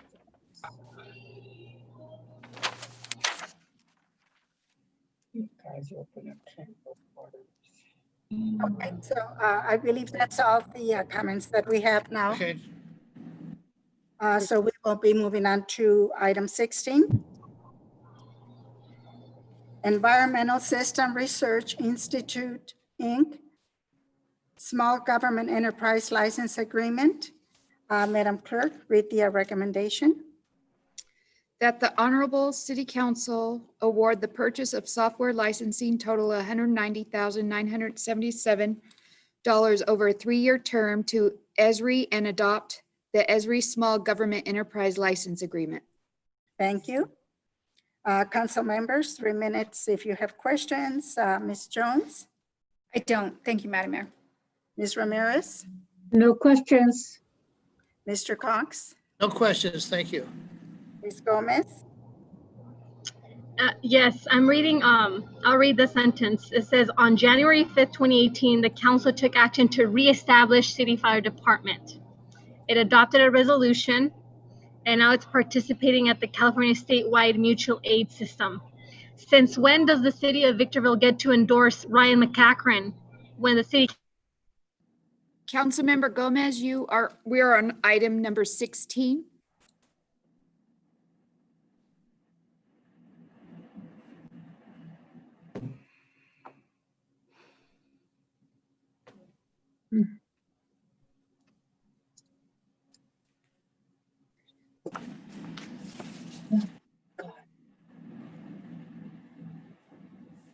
I don't have any questions.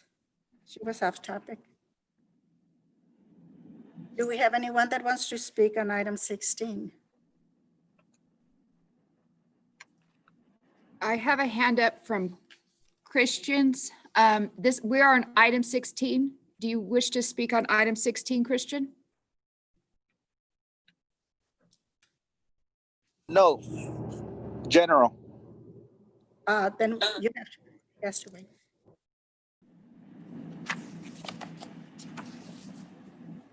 Those are all the hands I had.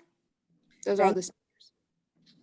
I need a motion and a second for item 16. Madam Mayor, I move staff recommendation. Second? I have a motion by Councilmember Jones, seconded by Councilmember Cox. Any further comments? Yes, Councilmember Gomez. So it looks like the city of Victorville has the California Fire Assistance Agreement, and it's used its power by adopting resolutions and rescinding resolutions as recommended by CalOES, and it's using that same power to endorse a former city council member, Ryan McCachran. I don't care what you're. Councilmember Gomez, we are on item 16. I don't care what you got to say, girl. It's on the record. Okay.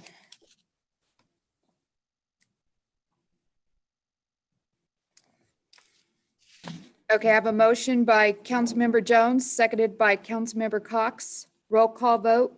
Councilmember Cox? Aye. Councilmember Gomez? Aye. Councilmember Jones? Aye. Mayor Pro Tem Ramirez? Yes. Mayor Garcia? Yes. Motion passes unanimously.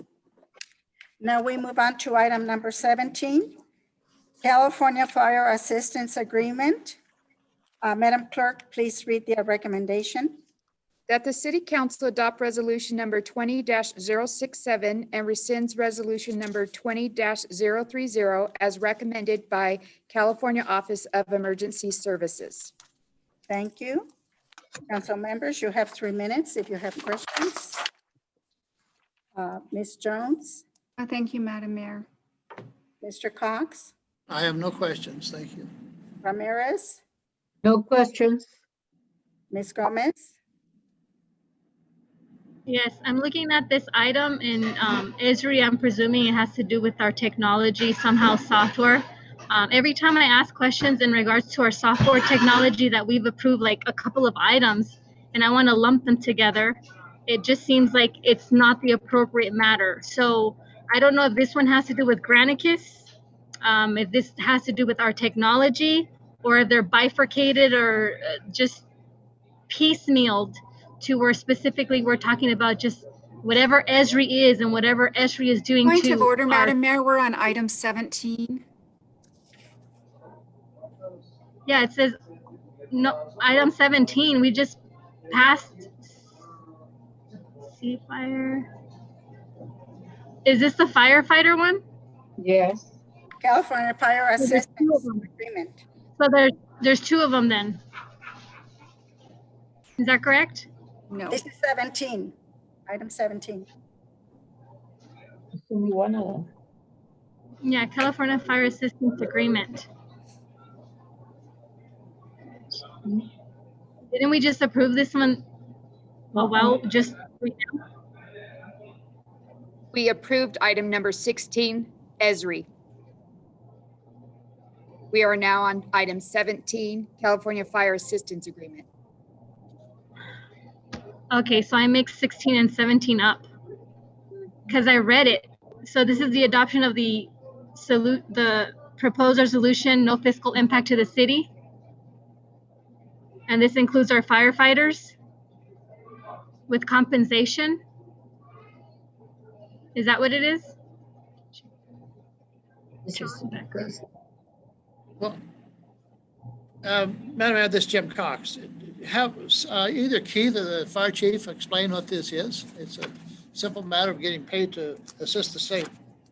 Madam Mayor and members of the council, yes, this is a fairly straightforward item, though. It's come back to you a few times because we've had some issues with going back and forth on language with Cal OES. But effectively, it allows us to get reimbursed at at certain rates when we actually send our fire personnel to fires that are not in our city. And in fact, it would deal with the fire situation that we're currently involved with over at the El Dorado fire. So this is just a formality that's in place that if we're going to get reimbursed for the cost of sending our firefighters and apparatus over to a state fire, then this is the mechanism that gets us paid.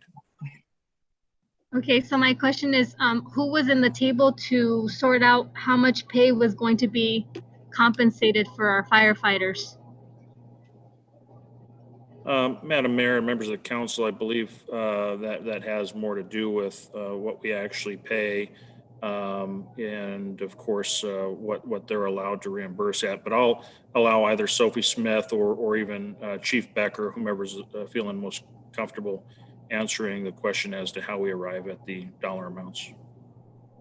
Well, the dollar amount is based on what the city of Victorville actually pays our fire personnel.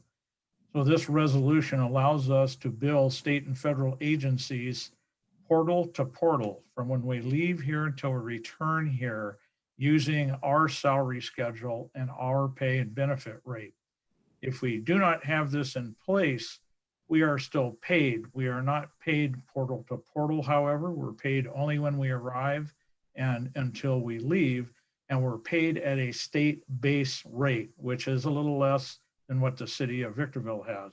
This also allows us to adopt an actual administrative fee based on what our administrative costs are in the city, as opposed to what the state tells us they're going to pay us. So this is to our advantage fiscally to recover more funds when we're on these large campaign fires. Oh, okay, let me see if I understood. So the state pays Victorville firefighters less money, but they're employees of the city of Victorville, which pays them much higher wages. Is that what you're saying?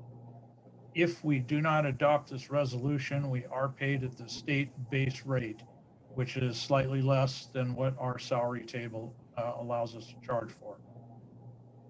Oh, was this negotiated through an MOU? Because I see an MOU, right? We do not, as of this date, have an MOU. One is in the process of being developed at this time. However, the salary schedule was approved by the Honorable City Council during the last budget year and is in place, and we use that document.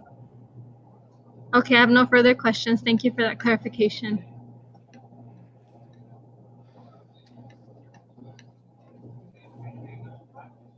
I think I covered everyone. Do we have anyone that wants to speak on this item? We have no speakers, Madam Mayor. I need a motion and a second. Madam for Mayor, item 17. I'm sorry, got ahead of you, didn't mean to. That's okay. I move that we approve resolution number 20-030. Second. I have a motion by Councilmember Cox, seconded by Mayor Garcia. Any further comments? I'm sorry. Yes. It's approved 20067 and rescind 20. Right. Yeah, sorry. Yes. Okay. Got it right. Any further comments? Roll call vote. Councilmember Cox? Yes. Councilmember Gomez? Aye. Councilmember Jones? Aye. Mayor Pro Tem Ramirez? Yes. Mayor Garcia? Yes. Motion passes unanimously. Now we move on to public comments, 3-minute time limit. Do we have anyone that wants to speak on public comments? Yes, our first speaker is Maggie Martin.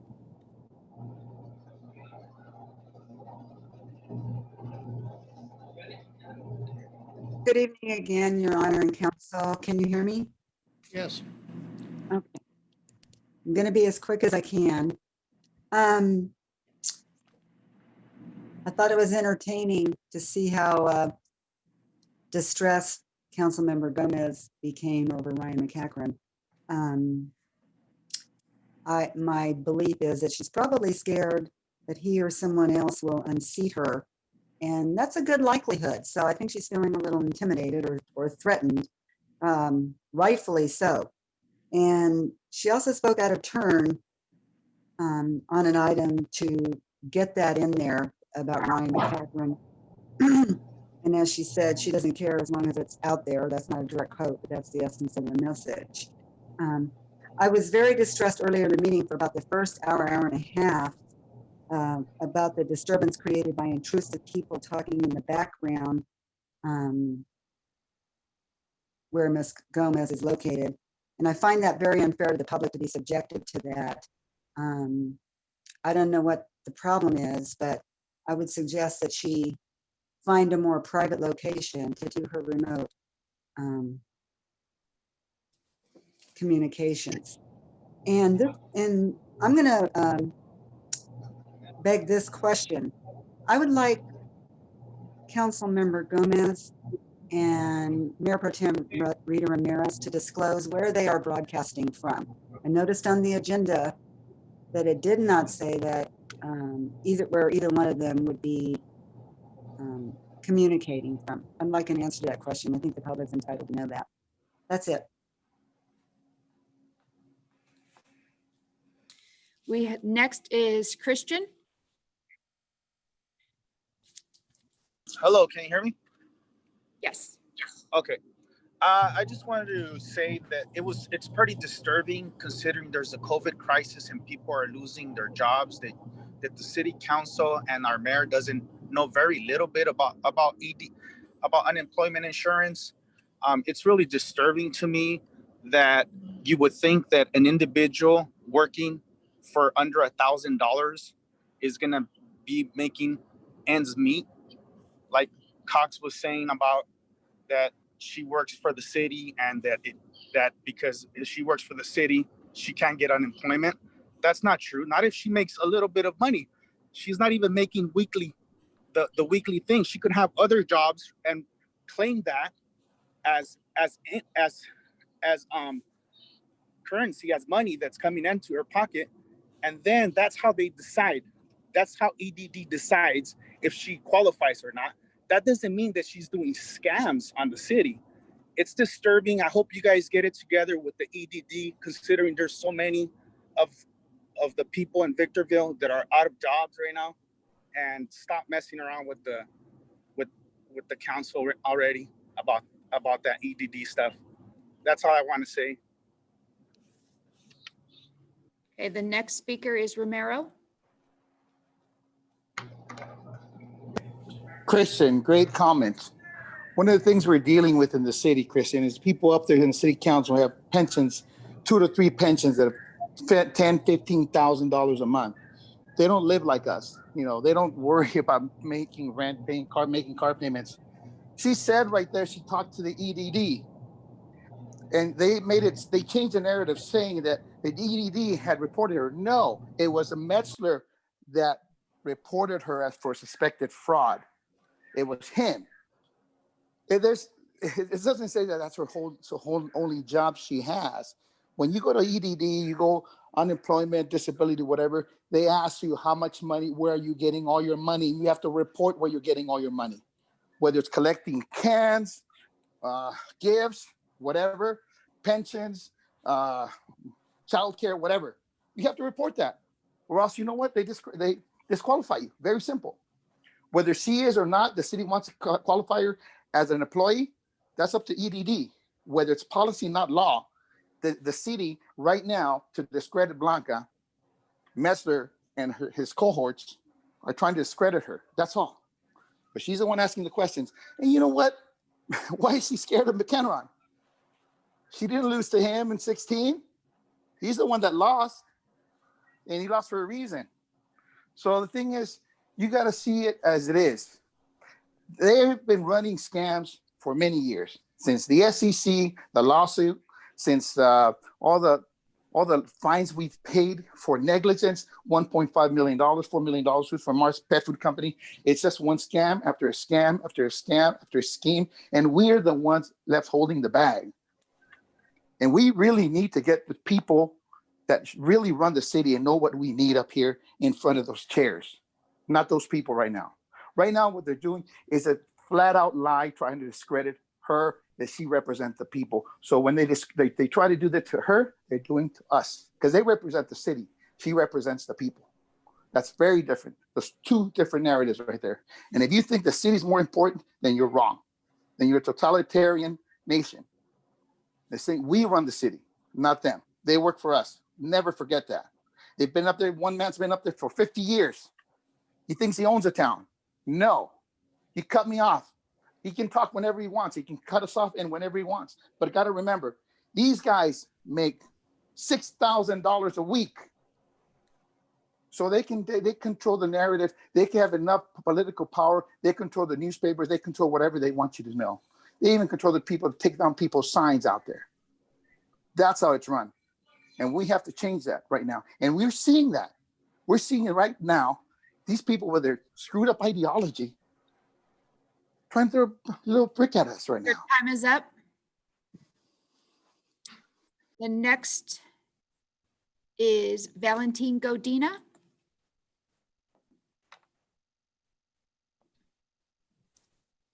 Can you hear me? Yes. Okay, yes.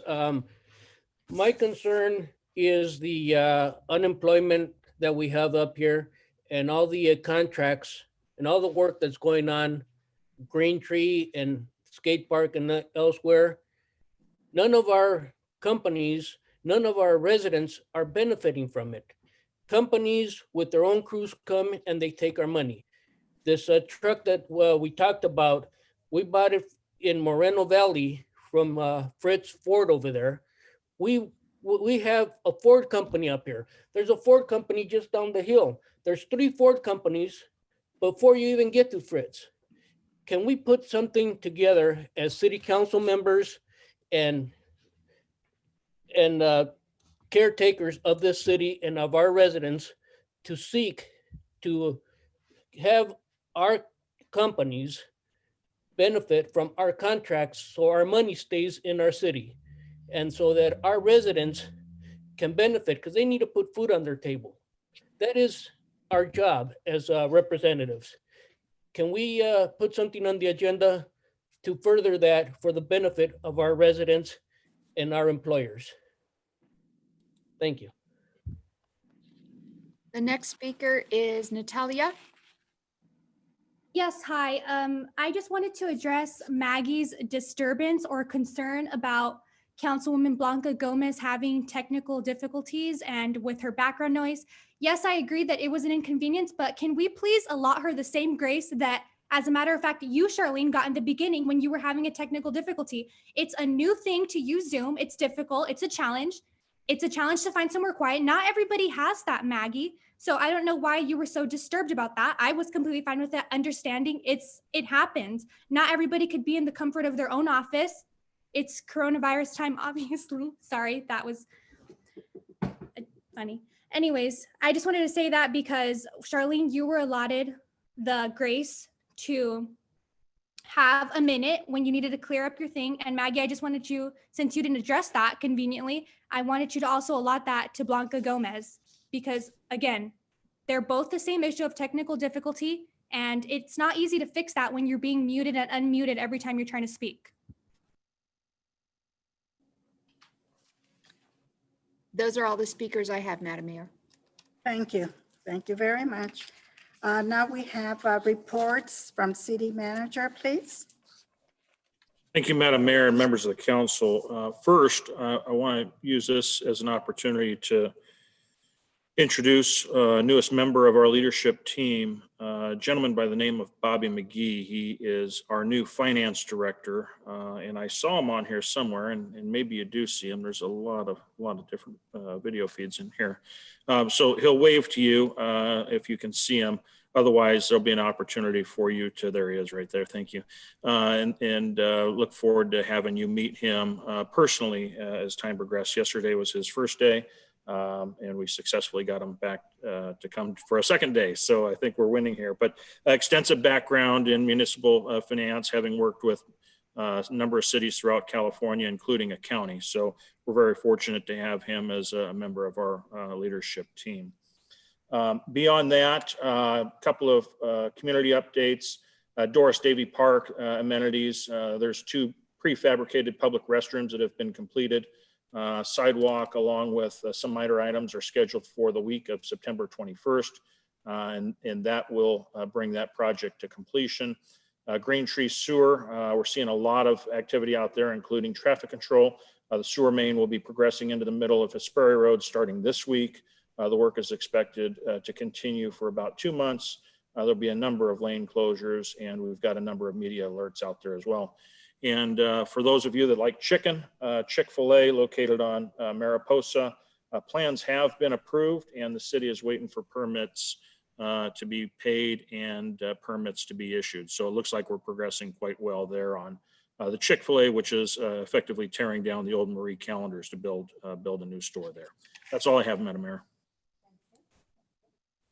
Now we go into a discussion and possible action regarding upcoming agenda items. This is for agendizing items in the near future. So I will start with Ms. Jones. I don't have any this time, Madam Mayor. Thank you. Mr. Cox, I do not. Thank you very much. Ms. Gomez, Yes, I was listening carefully to one of our commenters, and the commenter felt the need for this city council to add to the agenda discussion of Old Town and its priorities to the city of Victorville. And in acknowledgement of this commenter's desire, I think it merits for at least 3/5 of the people here in council to allot this for the public to listen. And that's my motion. Is there a second? I second it. I'm sorry, what's the motion? The motion is to add to the agenda. I'm sorry, can you hear me? The motion is to add to the agenda the priorities that include Old Town Victorville in the next agenda. Did you catch that? Would you like me to repeat it? No, I understood you. I have a motion by. Question for clarification on this. So we just some weeks ago had our strategic action planning in which we, as a council, pursuant to community surveys and input from city staff, et cetera, carved out what were going to be the priorities in the next, the balance of this fiscal year and then the out years. And that, of course, included Old Town. So I'm happy to do this, but I would like to wait until such time that we are actually adopting that strategic action plan. Madam Mayor, members of the council, on that note, it's my belief that that item is coming back to the city council, the strategic plan, at the next council meeting. Okay.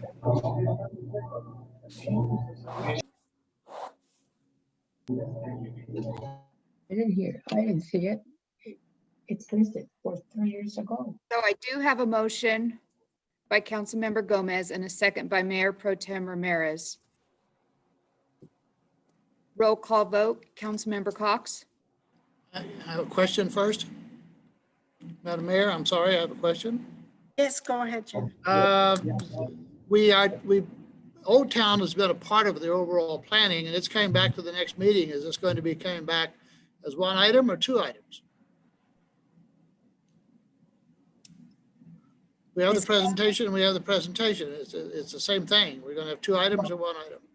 It's already coming back Yes, at the next meeting. So I don't know if we need to agendize that's the the question. discussion. So it's up to Ms. Gomez. See it. What does she want to do? I'd like to call to the vote of each of us, and it'll determine wholly. I said yes, someone else said yes, and then it's requiring other 3 people to say yes or no. Okay, and I vote no, since it's coming back anyway, it's redundant. Okay, Councilmember Gomez, Aye. Councilmember Jones, No. Mayor Pro Tem Ramirez, Yes, Mayor Garcia. No. Motion fails. That was all I had to add. Thank you. I don't have anything myself. So now we're going to reports.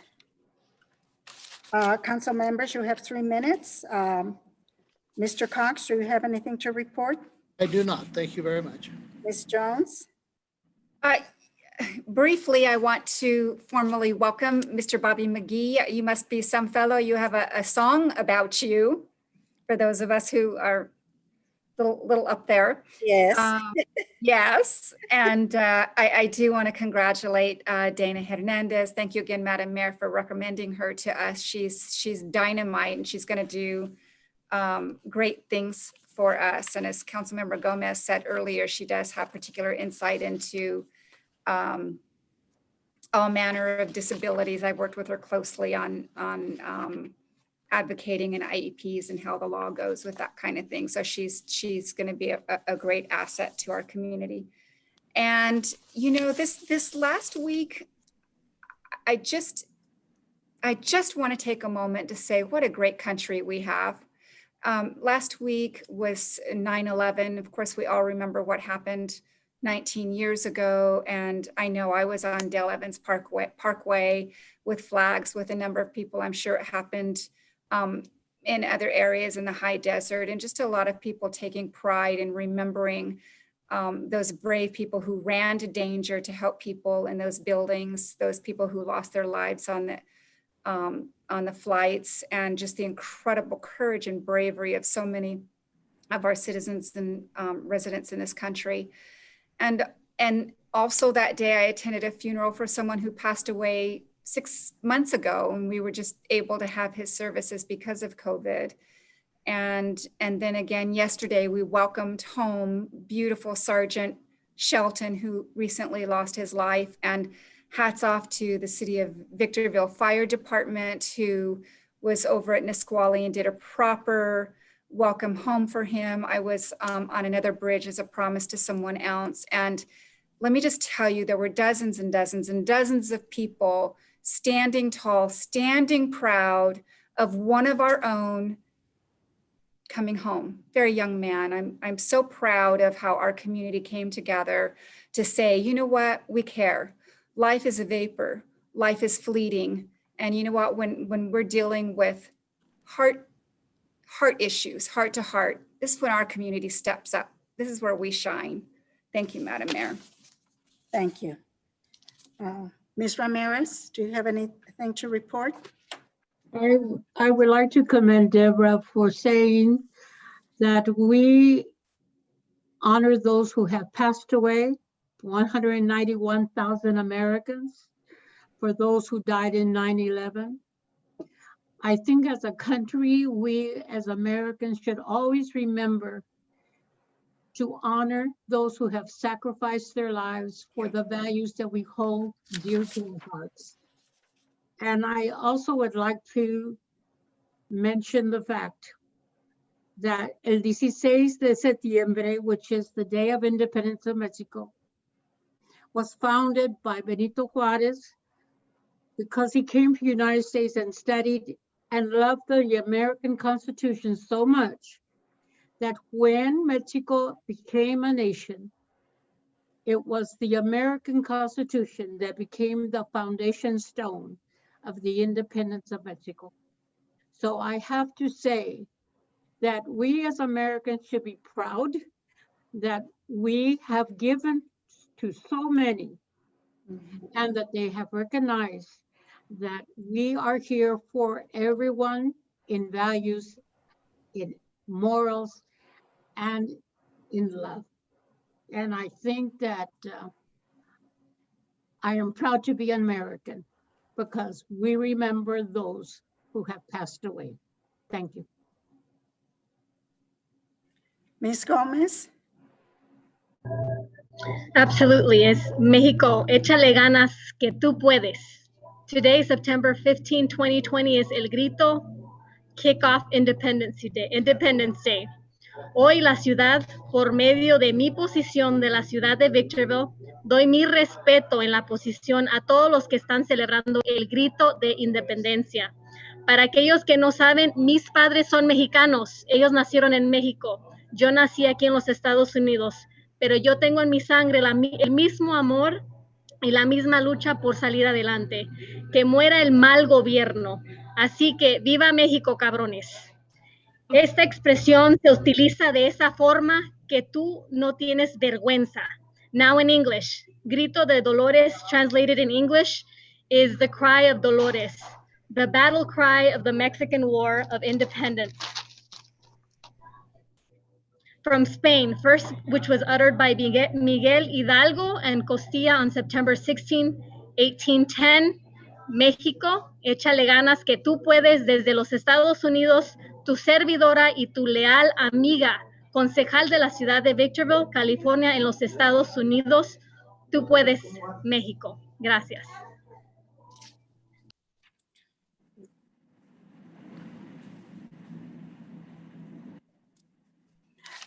What I want to say is also, that we must never forget 9/11. We must not forget all those people that lost their lives. We must not forget the families that are left behind